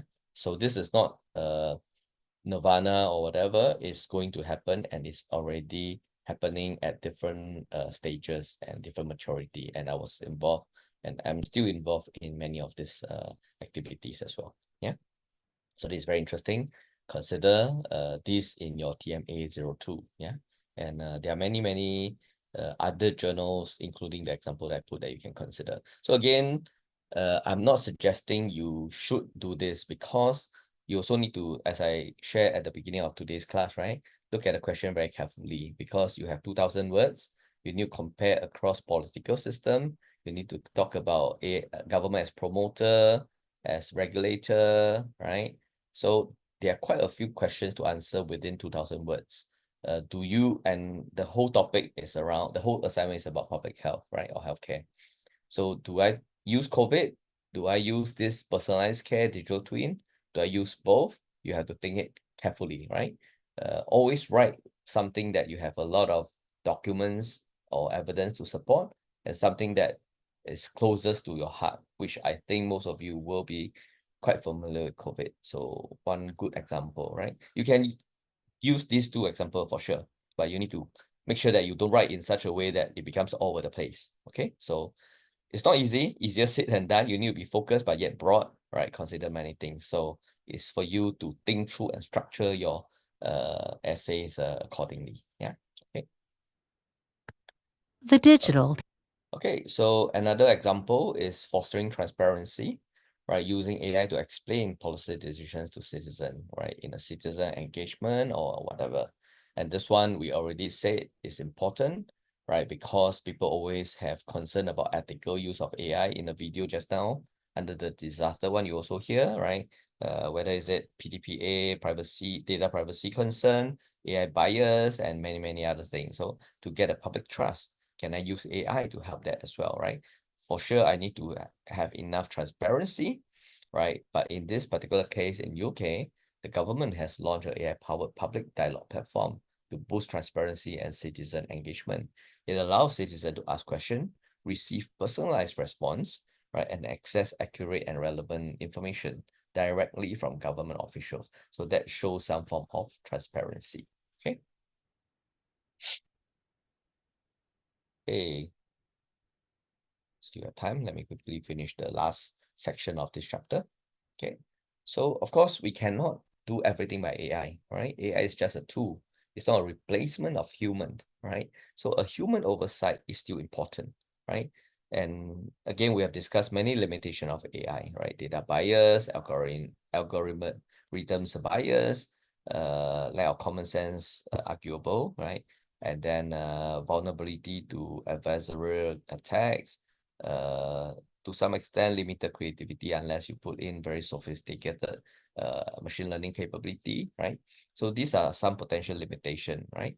Then that's why the human oversight become important, right? So it can hopefully identify and mitigate bias, interpret and explain the AI decision, foster creativity and innovation, right? Provide common sense and guard against the attacks. So again, my own experience in Ping An Good Doctor / Grab Health, right? In China, we use AI to do all the triaging and up to the prescription level, right? Any abnormality, of course, the actual doctor would need to take over.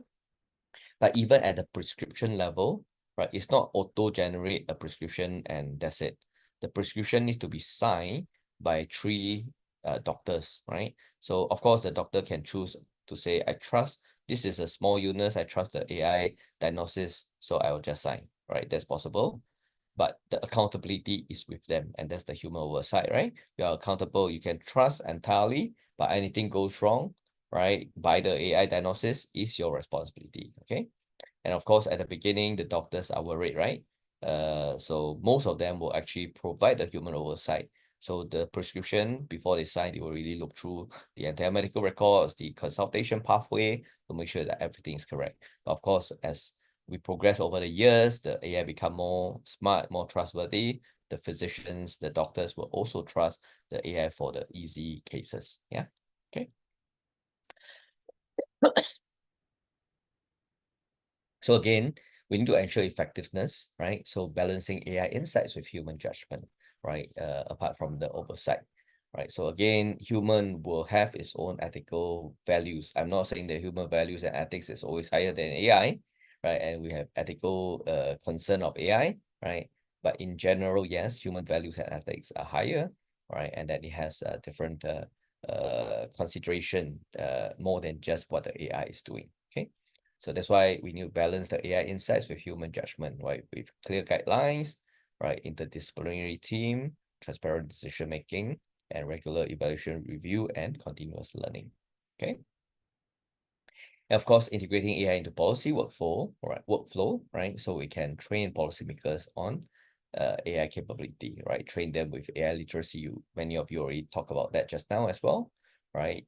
Practical application, right? We have to show them, right? And of course, we need to address the ethical considerations.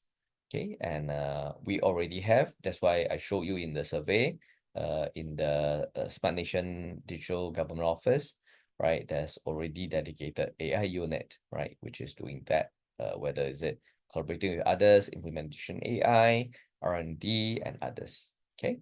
And of course, in each of the policy making, we need to develop clear protocols of ethical use, data governance, which include privacy, and of course, the policy cycle, okay?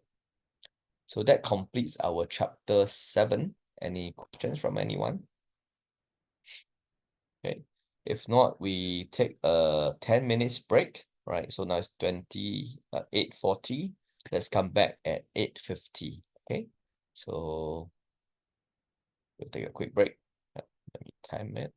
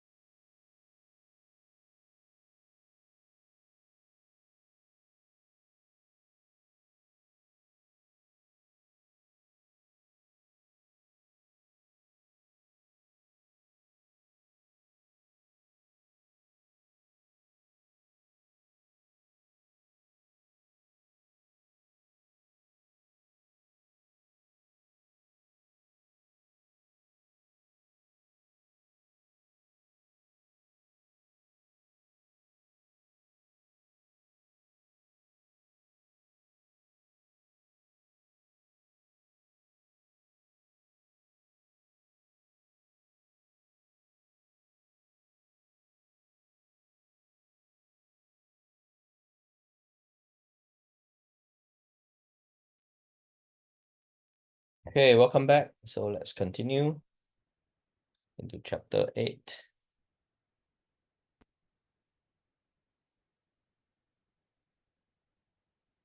Okay, chapter 8 is still in AI in policy making process, as we said, right? Chapter 7, 8, 9 are all AI in policy making process.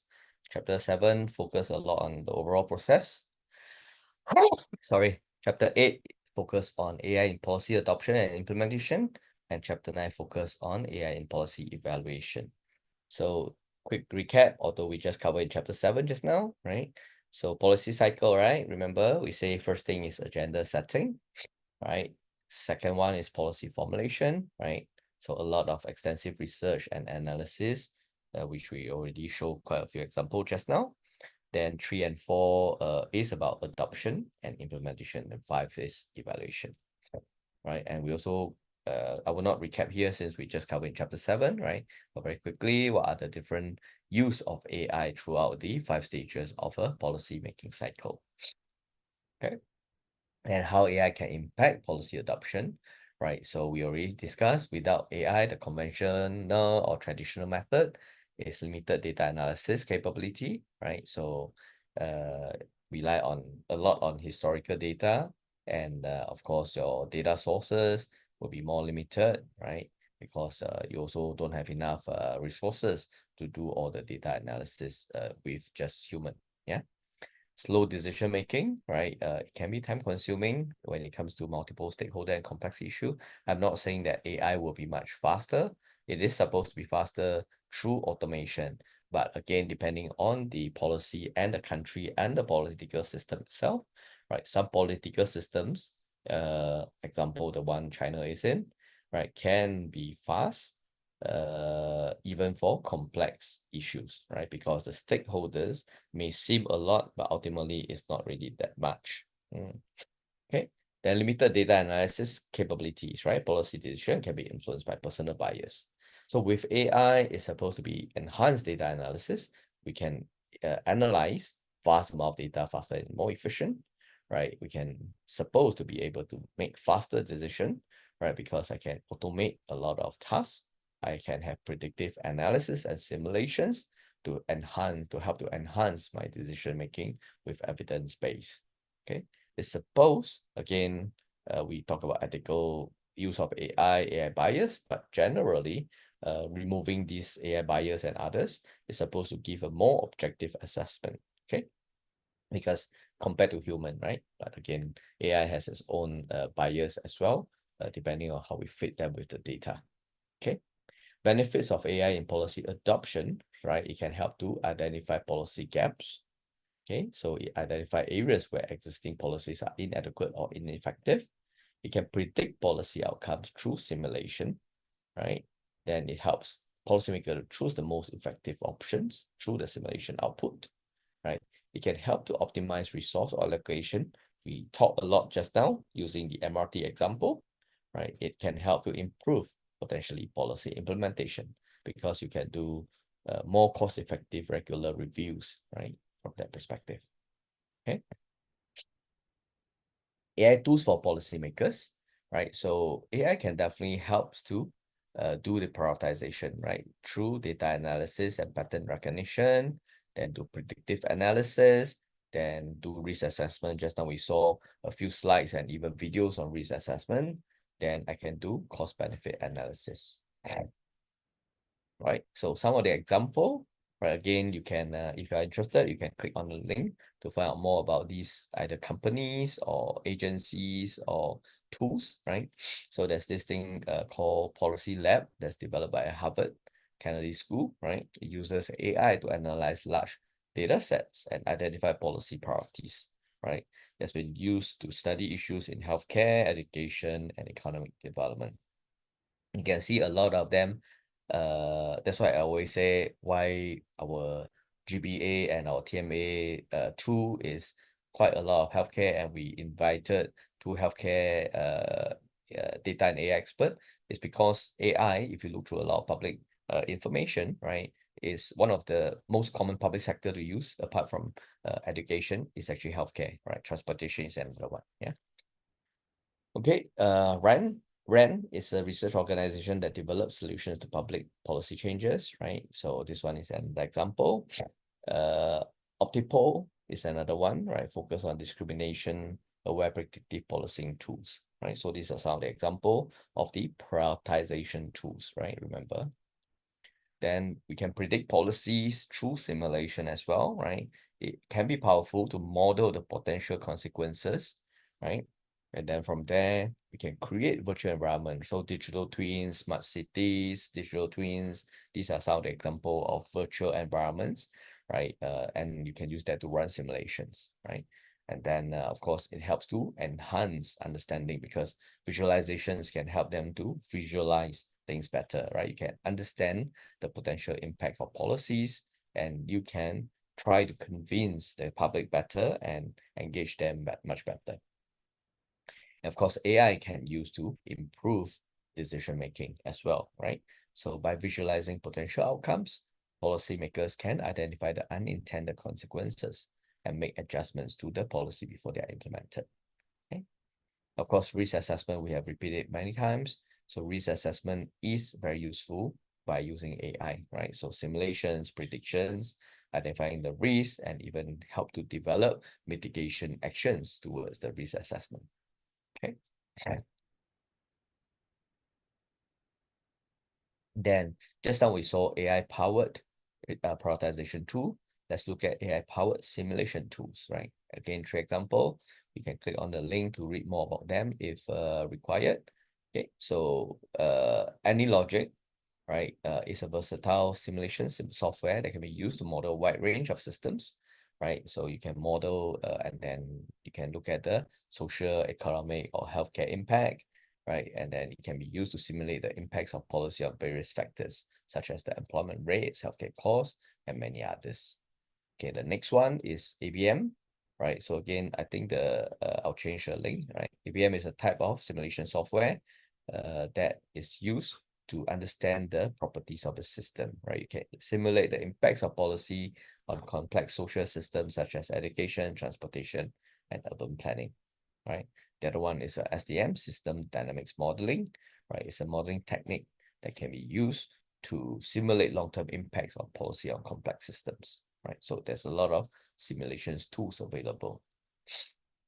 Then, of course, after that, you can evaluate the options, right, with AI. But of course, to do that, you need to be able to define the criteria to be used for evaluation first. Then from there, you gather that relevant data.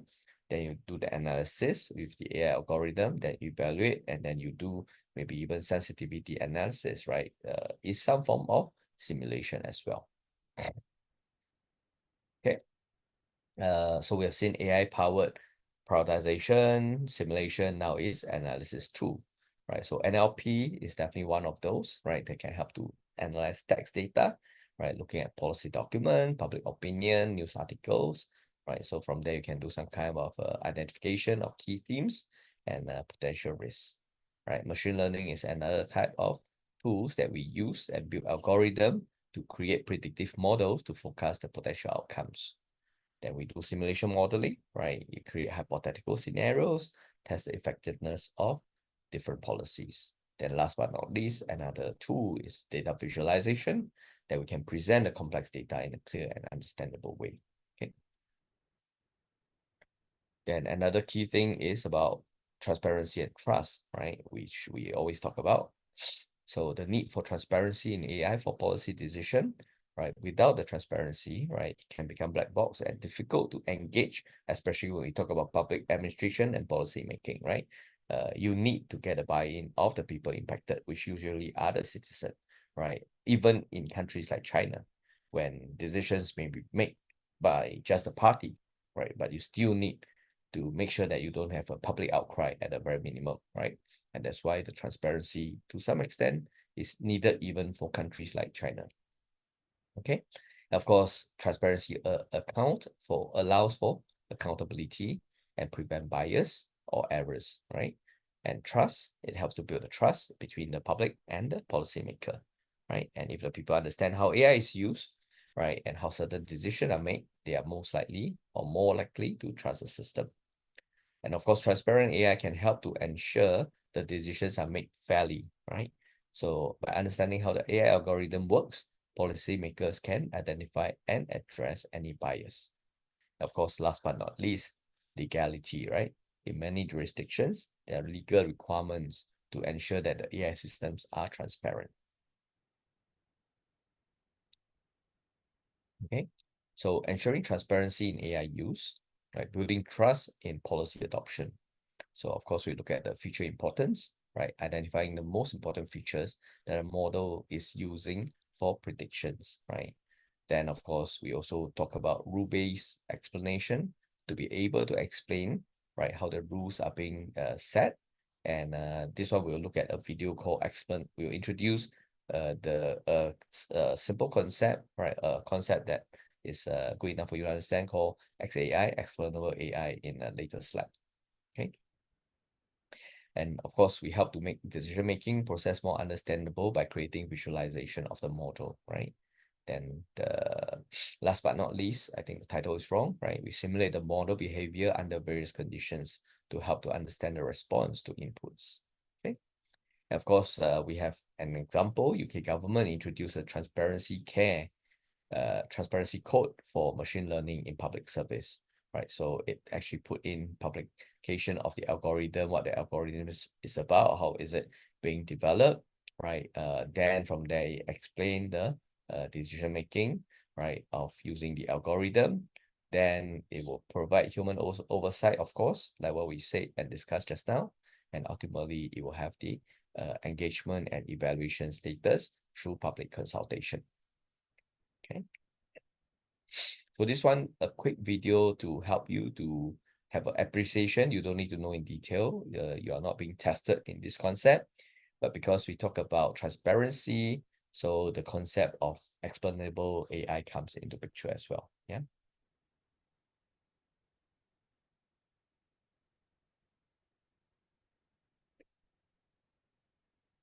Explainable AI is an emerging field that aims to explain the behavior of AI models in intuitive ways. The goal is to help users understand how an AI model makes predictions or comes to results. An AI black box is an AI system with internal workings invisible to the user. The AI model makes decisions without providing any explanation. For example, an AI model might correctly classify an image, but you don't know why. Engineers and scientists don't like black boxes. They want to know what's happening inside the box. Explainable AI aims to unbox black boxes. Explainability techniques help to show why, and potentially how, the AI model decided its response. Explainability often comes at the expense of power and accuracy. Deep learning models have great predictive power, but they are the hardest to understand. On the other end of the spectrum, linear regression and decision trees are inherently explainable. Decision trees make it easy to trace every step towards prediction and quickly understand why a model makes a decision. Explainable AI techniques are useful when you are using models that are not inherently explainable, such as a deep learning model. In this case, popular techniques such as GradCam, LIME, and occlusion sensitivity can be used to visualize which features of the input influence the decision of the AI model. So, explainable AI helps users gain confidence in AI decisions and can be useful when comparing the performance of multiple models. You want to choose the model that makes the right decisions for the right reasons, similar to selecting a good colleague to work with on your next project. You can observe in the explained image that the mapping of the most important features slightly differs between explainability techniques. This is because the underlying methodology is different. LIME approximates the behavior of a complex model by using a simpler, more interpretable model, such as a regression tree. The simple model is used to determine the importance of features of the input data as a proxy for the importance of features to the deep learning model. GradCam is a generalization of class activation mapping. It uses the gradients of the classification score with respect to the final convolutional feature map. The parts of the image with a large value for the GradCam map are the most important for prediction. Occlusion sensitivity is a simple technique. It computes a map of the change in activation when parts of the input are occluded with a mask. The occluding mask is moved across the input data, giving a change in classification score for each mask location. Imagine that the label was correct, but the explainability technique showed that the most important features are located around the person's head instead of the musical instrument. Then you can safely assume that the model is not functioning properly and should be tuned or replaced. As AI technology advances, it's increasingly being used to solve real-world problems. AI models must leave the desktop and go into production where they're useful. Before deploying an AI model to production, use explainability techniques to make sure that you can trust the decisions of the model, the best performing model is sent to production, and the model is functioning as intended. The growing need to explain model behavior is especially relevant in safety-critical or regulated industries, where AI models must be highly reliable and trustworthy. For example, explainability techniques can help identify and address any uncovered biases. Check out our AI video playlist to learn more about explainable AI, how to apply machine learning and deep learning, and how to use AI with MATLAB in engineering applications. Okay, so hopefully that gives you a good quick overview and a concept of what the explainable AI is. Yeah. Okay, so again, remember the policy cycle, right? After the setting the agenda, after the prioritization, adoption, then we need to do implementation. So the transition from policy adoption to implementation, right, usually have a lot of challenges. So again, later on in the group discussion, you can decide, right? Again, no right or wrong answer, so don't need to worry, right? You can decide and justify which of the stage is the longest and most challenging in the policy making and how AI can help. Yeah.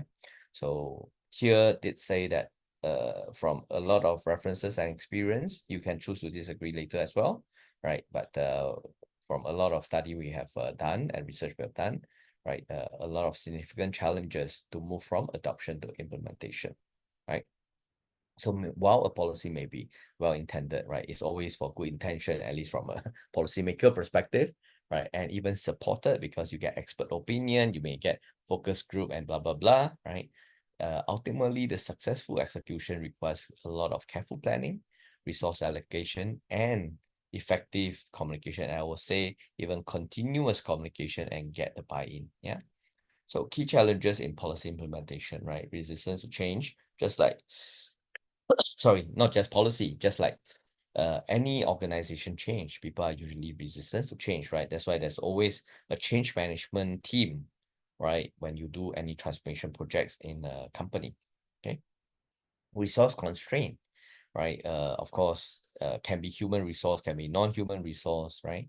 So definitely this is one part of things to consider. Bureaucratic hurdles, especially in a lot of policy implementation. While we have 6 political systems that we have discussed, no matter which political systems, apparently there's quite a lot of red tapes to be handled. Yeah. You may say China, not much red tape because it's one party decision, right? If you talk to people from the party itself, it is also not easy. Yeah. Lack of coordination. So policy implementation needs coordination among agencies, right? Especially when it is cross-disciplinary, and a lot of things when it touches citizens and life, it potentially is cross-agency or cross-ministry even. Yeah. So unforeseen circumstances, right? So economic downturns and disasters can change whatever policy that we have prioritized and planned and want to be implemented. Okay.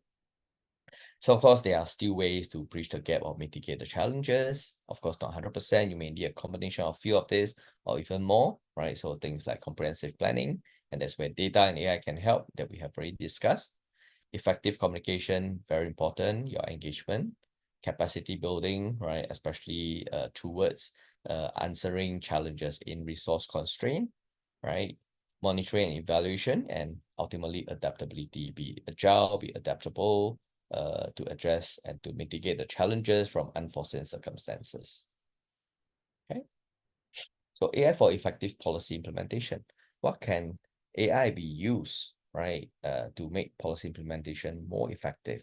So if we look at multiple areas of a policy implementation, so definitely AI can be used at the data analysis and insight stage or activity, all right?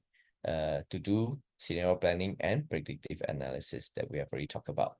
Okay, process optimization, right? Automation and streamlining workflows, right? Evidence-based and risk assessment for decision making, personalized communication and social media monitoring or campaign, right? For effective communication and citizen engagement, right? Bias mitigation and transparency through maybe explainable AI as part of the ethical use of AI consideration. Okay. Monitoring policy effectiveness with AI, right? AI can play a crucial role in tracking the progress and effectiveness of policy implementation. So AI can use for, again, same thing, data collection and analysis, right? Automate the data collection from various sources and then use that to analyze and identify trends, patterns, and correlations. Then, of course, it can use to develop performance indicators such as KPI to measure policy effectiveness and access progress towards goal. And it is used for predictive analysis, right? You use historical data to predict future trends and then, of course, anticipate challenges. Early warning, right?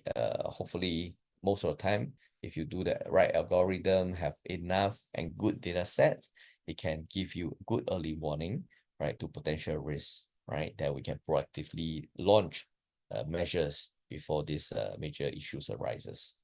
And of course, it gives your evaluation and a feedback analysis. And the different AI tools that we have discussed and shown example just now include machine learning, NLP, data visualization, and others. Okay. AI and citizen engagement, right? So how AI can enhance citizen engagement? We talked a lot also in the past few, right? You can have chatbots, which we are all very familiar with it, right? Chatbots and virtual assistant, right? So this is one example. And then, of course, I don't know how many of you have heard of it, right? Virtual town hall, right? AI-powered virtual town halls where citizens can ask questions, right? So we don't really do a lot of virtual town hall at the corporate level yet. We do virtual town hall, but it's still online rather than virtual like AI-powered, right? But this is one of the trend where you can have AI assistant, right, to answer some of the questions before some others or human really answer that. How effective is that? Don't know yet, but if you do a Google search on Synapse, right? So which is the IT arm of the public healthcare, I think last year they did a virtual town hall, right? With no human in that sense. What do I mean by no human? They do it in the metaverse, okay? So it's something like virtual town hall, it's AI powered, right? So yes, everybody will have a role or have their so-called avatar or something in the metaverse, but it's ultimately virtual, right? And it's AI powered, and you don't know, some of the questions are answered by AI actually. Okay. Personalized communication. So AI can analyze citizen data to tailor communication, right? We already said about all the personalization. Now, of course, AI can do a citizen engagement or can enhance citizen engagement by doing the collection of the feedback through doing sentiment analysis, right? Especially social media listening that we talked about just now, predictive analysis, right? And also the feedback is a platform, right, for the feedback to be done. And of course, if you get human to just manage the platform, it can be quite time consuming and resource intensive. And AI can definitely be assisting it, right? And of course, we also discussed you probably will not 100% just rely on AI. You will provide the human oversight as well. But the platform can be a AI-powered platform for the citizen engagement. Okay. So, as I mentioned, today we will have a group discussion, right? Then I will leave the last 15 minutes for some of you to ask questions, right? Especially regarding your assignment, so that you can do well in TMA2 if you did not already done it, okay? So now we will break out into groups, 15 of you. So I'll break into 3 groups, 5 groups of 3, right? Sorry, 3 groups of 5. Okay, the group discussion is simple. You should prepare a few slides, right? Not a lot, maybe 2, 3 slides to try to answer this question, okay? So among the steps in the policy cycle, which step facing the most challenges and why? So just now, I think I told you, right, a lot of significant challenges moving from policy adoption to implementation. But do you agree? You can choose to disagree as well, right? You feel that maybe we haven't touched policy evaluation, so I don't think any of you talk about that, right? But you can choose to disagree and say, no, no, no, actually it's from the prioritization to adoption is the most difficult and most challenges one. It's fine. Or you can say all are the same, fine, okay? But you need to justify why, right? Then I need you to also give example for selected steps. If you, that's why I put a bracket as, right? You may select more than one, that's fine, okay? Can you also provide suggestions to mitigate the challenges? And I think we discussed a few, so you can use back what you have learned, right? Throw it back at me, or you can also add things that we didn't cover so that we can share and discuss as a class as well, okay? So let me break you into groups. Okay, you may want to take a screenshot of this slide. Okay, I will also put it in the chat. Okay.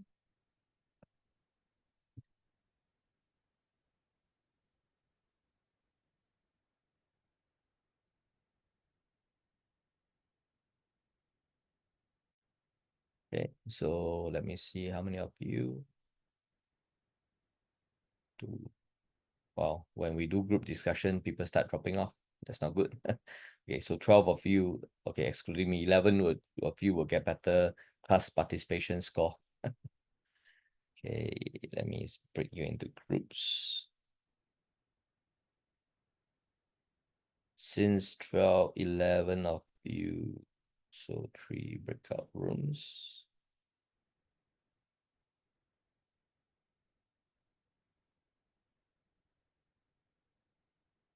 One, two, three, four, 1, 2, 3, 4, 1, 2, 3.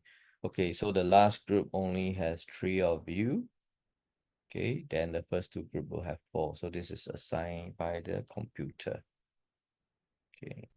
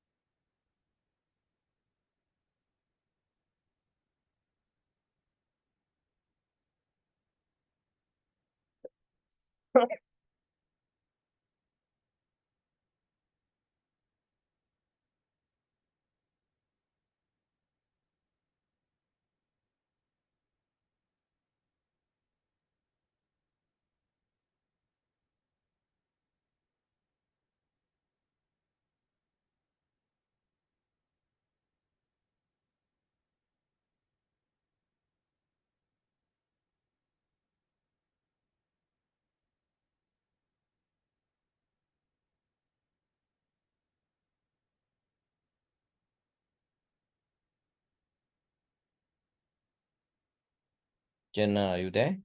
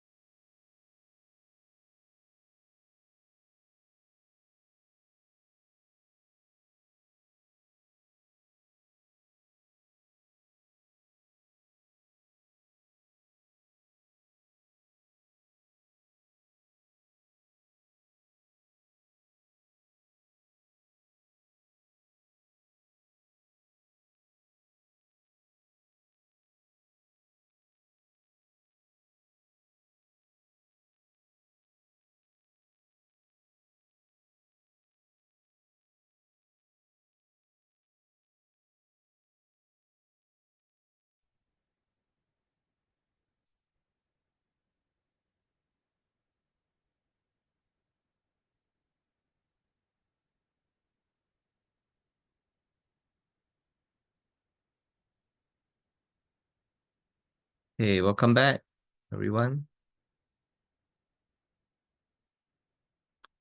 Okay, so we only have two groups. Hey, is everyone back? Yeah. We only have two groups, so maybe we start with group one. Group one is Dylan, Rajiv, is it Devi, Swata Devi, Aravintan? Yeah. Hi, Prof. Yeah, I can do the presentation, but maybe you can send me the give me the rights to share screen. Yep, I'll let you have the right to share. Okay. Okay. Okay, can you see my screen? Yep.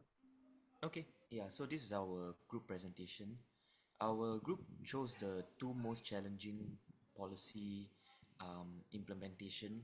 We chose these two stages for policy.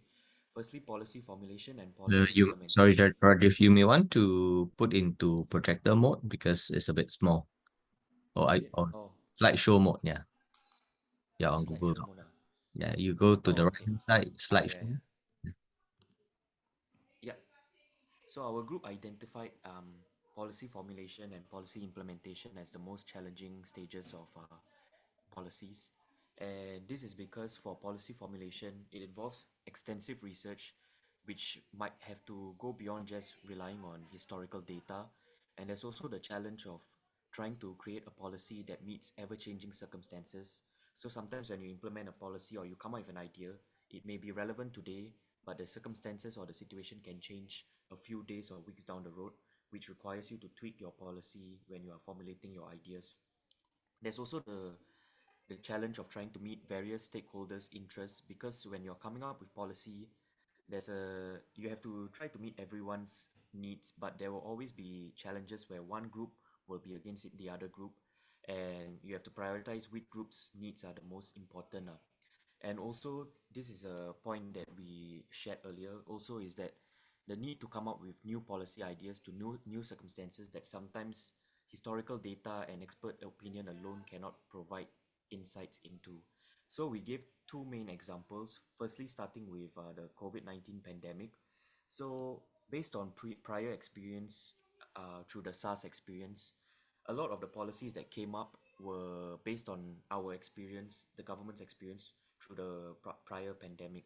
But as we soon come to find out, the COVID-19 virus was very different to the SARS virus. So one of the issues was in the initial stages of the pandemic, one of the policy was that only wear your mask when you are feeling unwell. But it soon came to be found out that actually asymptomatic patients can also still be contagious, which resulted in a shift in policy to require everyone to wear masks. So there was the mask mandate. And also there was a bit of lack of pre-pandemic preparation in terms of expecting that this virus would turn into such a huge pandemic. But then this was not just in Singapore, but also worldwide. And also in Singapore's context, there was also the issue of unidentified COVID-19 hotspots. So for example, the most alarming case was of course the dormitory cases, which just shot out of nowhere. And now my groupmate will share about the 2008 financial crisis. Dylan? Yeah, hi. Thanks. So, before I go into that, there's also a reasoning for why we chose policy formulation and policy implementation to talk about for this presentation, because in all of the steps of the policy cycle, we felt that these two are the most appropriate as agenda setting and policy adoption. They do not fall under the purview of public administrators, but rather with the legislature. So we blocked those two out. And policy evaluation, we felt that that was a relatively simpler task, as it simply involves, especially with AI, right? It simply involves the analysis of the data sets to go and see if a policy has been successful or not. So we chose formulation and implementation. But yeah, back to the 2008 financial crisis. That relates back to ever-changing circumstances. So in 2008 and 2009, we differed from the norm a bit by having a policy of expansionary budgets. And so there was an increase in public spending and a shrinking of our budget surplus. And so from this example, this was in response to the 2008 financial crisis, something that nobody could have foreseen.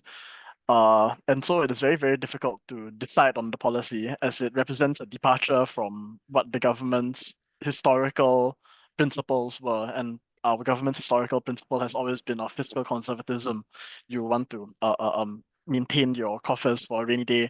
You want to go and have larger budget surplus and decrease your amount of spending. So suddenly deciding one day that, oh, okay, this is a serious enough issue to go and warrant an expansionary budget, it takes a lot of discussion and thinking and analysis. And so, yeah, this is an example of how policy formulation is tough when you have to deal with changing circumstances in the world. So some of the solutions that our group has thought of to address these concerns about policy formulation, the challenges associated with it.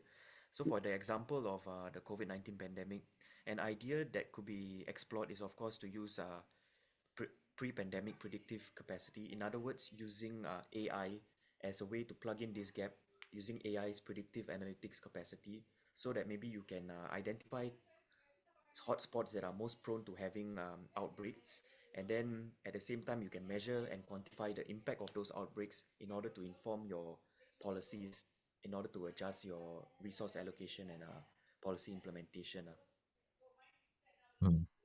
Okay, good.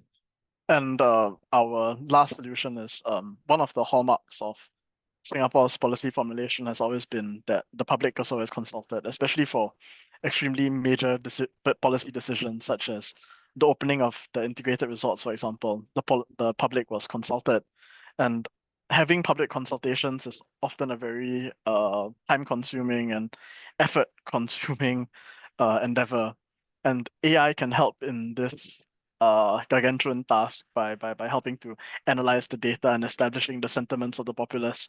And so, yeah, it can be very, very useful in understanding the sentiments of the population, what they feel, and what they want moving forward.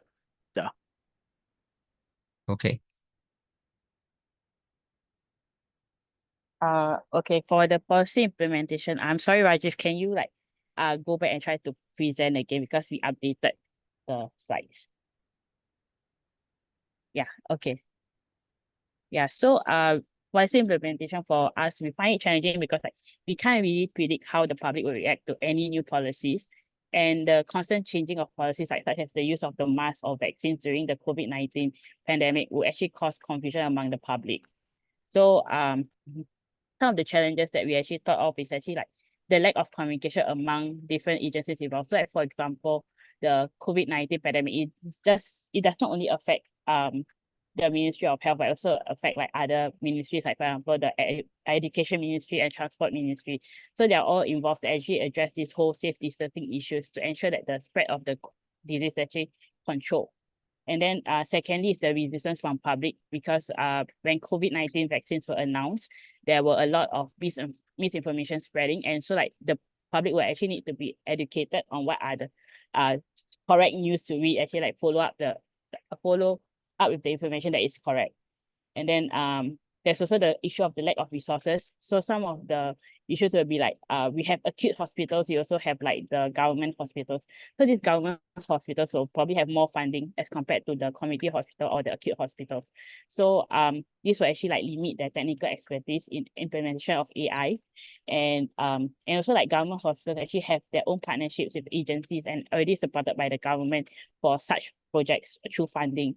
So this actually limits the implementation of AI for acute hospitals and also the community hospitals. Now I'll pass the time to my other teammate who will follow up with the suggestions.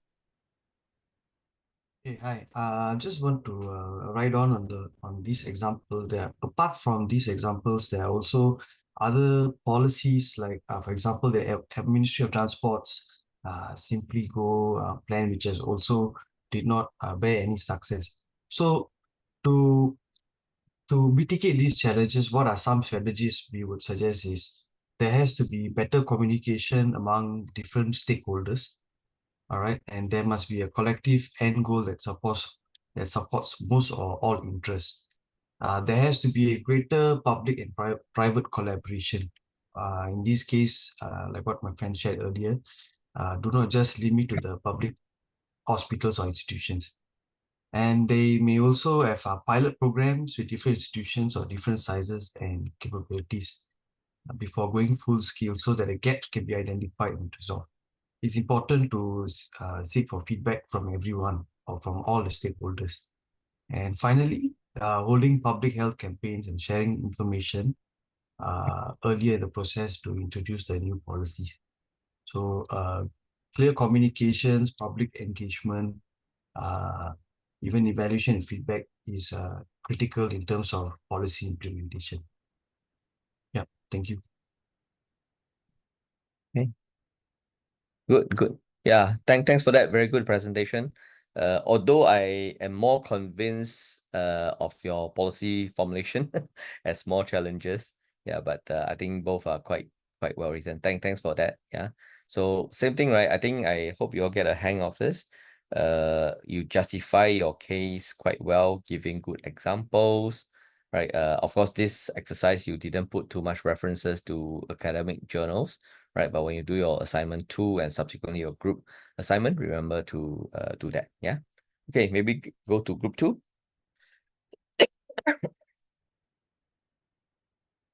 Hi, Prof. Yeah, go ahead. Okay. Who need to share? Let me I see. think I already allow multiple sharing. So I can share for you. Let me Oh, share okay, for can. you. Thanks, Sam. are you able to share, Sam? Yeah. Okay. Okay. So this page will be our. Okay, sorry. This will be our policy cycle. We are going with the decision making part. So right now, I think the very tough part would be deciding or even reforming a policy, a certain policy, or even creating something new. So this will go with the majority versus the minority, meaning to say like which one will benefit the general populace. So which policy will benefit most of the Singaporeans, and which one will affect negatively the minority groups. So while we can say that utilitarianism helps to advocate happiness, and just let a few of the minorities suffer, right? I think it's important that we strike a balance while making these decisions. So in the aspect we are talking about will be the COVID-19 pandemic. So I think the main concern back then was how we can survive the economic plunge, and should we also put the public health priorities right there, and how do we prioritize which one comes first. So if we check on to the next slide, yep. So during COVID-19, the government came up with different various fiscal policies, some of which did benefit some, and this may also not benefit some as well. When we talk about the majority, there's enhanced support for the firms, property tax rebates, corporate income tax relief, wage subsidies for employees. There's also some efforts done by the government to upskill these employees when they are retrenched. So this reduces the redundancy of the unemployment rate in Singapore. So due to manpower shortages in certain fields, like let's say your hospitals or your COVID treatment facilities, people who were unemployed or retrenched from their work were given an opportunity to work on something else just so that they can curb their own personal economic challenges at home. When we talk about the lower income families as well, there's temporary relief fund and support grants given to those who are not earning that much, the low income earners. Uh, the self-employment person income relief scheme was also provided to provide those who have, let's say, startups or companies, at least payouts to support their companies or even their own work in general. But I think what was the main concern then was to uh wasn't really on the public health. I think most people were then thinking, how do we get out of this country? How can we go back to work? What was the like what's stopping us from working? Is there something that the government can do to perhaps let us go back to work, go back to school, go back to living the norms? Because everybody was definitely suffering at one point of time during this pandemic. Now we look at the next slide. Okay, so we talk about mitigating these challenges. So we have to understand the perspective from everybody. It's not just the locals, it's not just the individual alone as well, but also the international side of things. Because we have to strike a balance between how the global trade market sees us versus the local interests. So for example, if let's say we prioritize the local interests or public health safety, that means we have to curb the disease spread by means of, let's say, stopping travels abroad or even incoming travels as well. So that will definitely disrupt a lot of global trading, and people may lose the confidence in Singapore altogether. Uh, in the local concerns, some may be of personal bias versus those which are scientifically proven. Um, for example, let's say some doctors may say, oh, get the vaccine or get the swab test done. But others may feel like, oh, it's a conspiracy theory. Why bother taking these vaccines and all that? So I think AI can then come into place by, giving people the opinions that they can form properly based on the scientific evidences. So if people learn to use the AI better, to find their solutions, then of course they can then understand why there's an importance to, let's say, take the vaccine or trust government official news compared to those that are spread about that may seem to be false.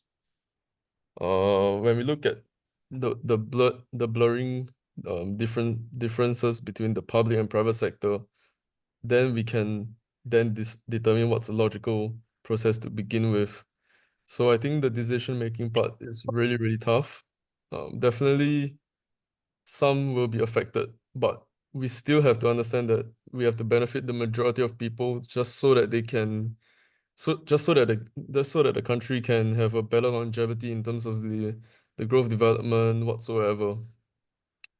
I know it's very vague, but I hope this sums up quite a bit. Yeah, not bad. Thanks. Yeah. Okay, great. So your group only you are presenting. Okay, sure. Thanks for sharing. I think good discussion. But to be honest, I mean, this is not marking, not grading, nothing, right? But I will hope that can learn from each other. But definitely, if you ask me, group one is more convincing, right? More detailed with a Yep. lot more information. And you can see that they also have 2 stages. And I also say the first stage formulation looks more convincing to me, although the implementation is also correct. Yeah. So you can see even within group one itself, there's one part that's more convincing, the other part that's slightly not so strong, right? But I think that's where we learn from each other. So yeah, good discussion. And hopefully this give you a good feel of improving your assignment along the way as well. Yeah. Okay, so I think today I thought I will release you early, but that's fine. I will stay back for some of you who have questions for me. So please stay back. And then I'll see you 2 weeks later. Remember to submit your assignment by 2nd of October, if not earlier. I know actually assignment 1, quite a few of the people submitted late, and some sent me email to say, can I don't deduct mark? I thought I can. But then I realized the system auto deduct already. So there's nothing much I can do about that. So please remember, submit before next Wednesday. Yeah. If not, I can't help you from there, even though I say, yeah, I want to help, right? But it's all controlled by the system. Okay. So that's all. Yeah, if you need more guidance on assignment 2, you can email me. I've tried to reply to whoever emailed me already. Yeah. So hopefully that will help you to feel it better. But just a quick summary is that, remember, it's different political system before you look at countries, right? For those of you who missed out when I first started today's session, right? Assignment 2, remember we teach 6 political system.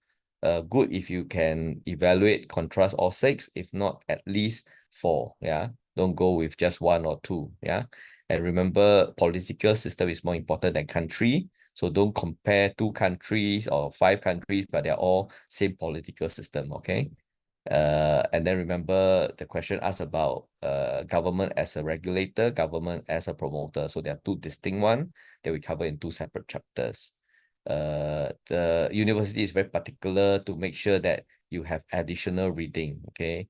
So whether you really read entirely or not, make sure in your references or in your article or your assignment, your write up, your essay, quote at least 5 more additional journals, and you can get from the compulsory reading or the optional reading that I have put up. Or if you are talking about AI use in COVID, remember there's one chapter that I share my own experience, and there's many articles and press release about AI use in COVID. Okay, so these are some of the tips. Hopefully you can score well. Okay, but it will still be a bell curve. But if every one of you score well, the bell curve worst case is to bring you guys to B only, right? So let's get good marks for assignment 2. Okay, thank you for joining today, and have a good rest and see you 2 weeks later. Okay, thanks. Those of you who have questions, stay back. The rest you can log off. Yeah. Thank you.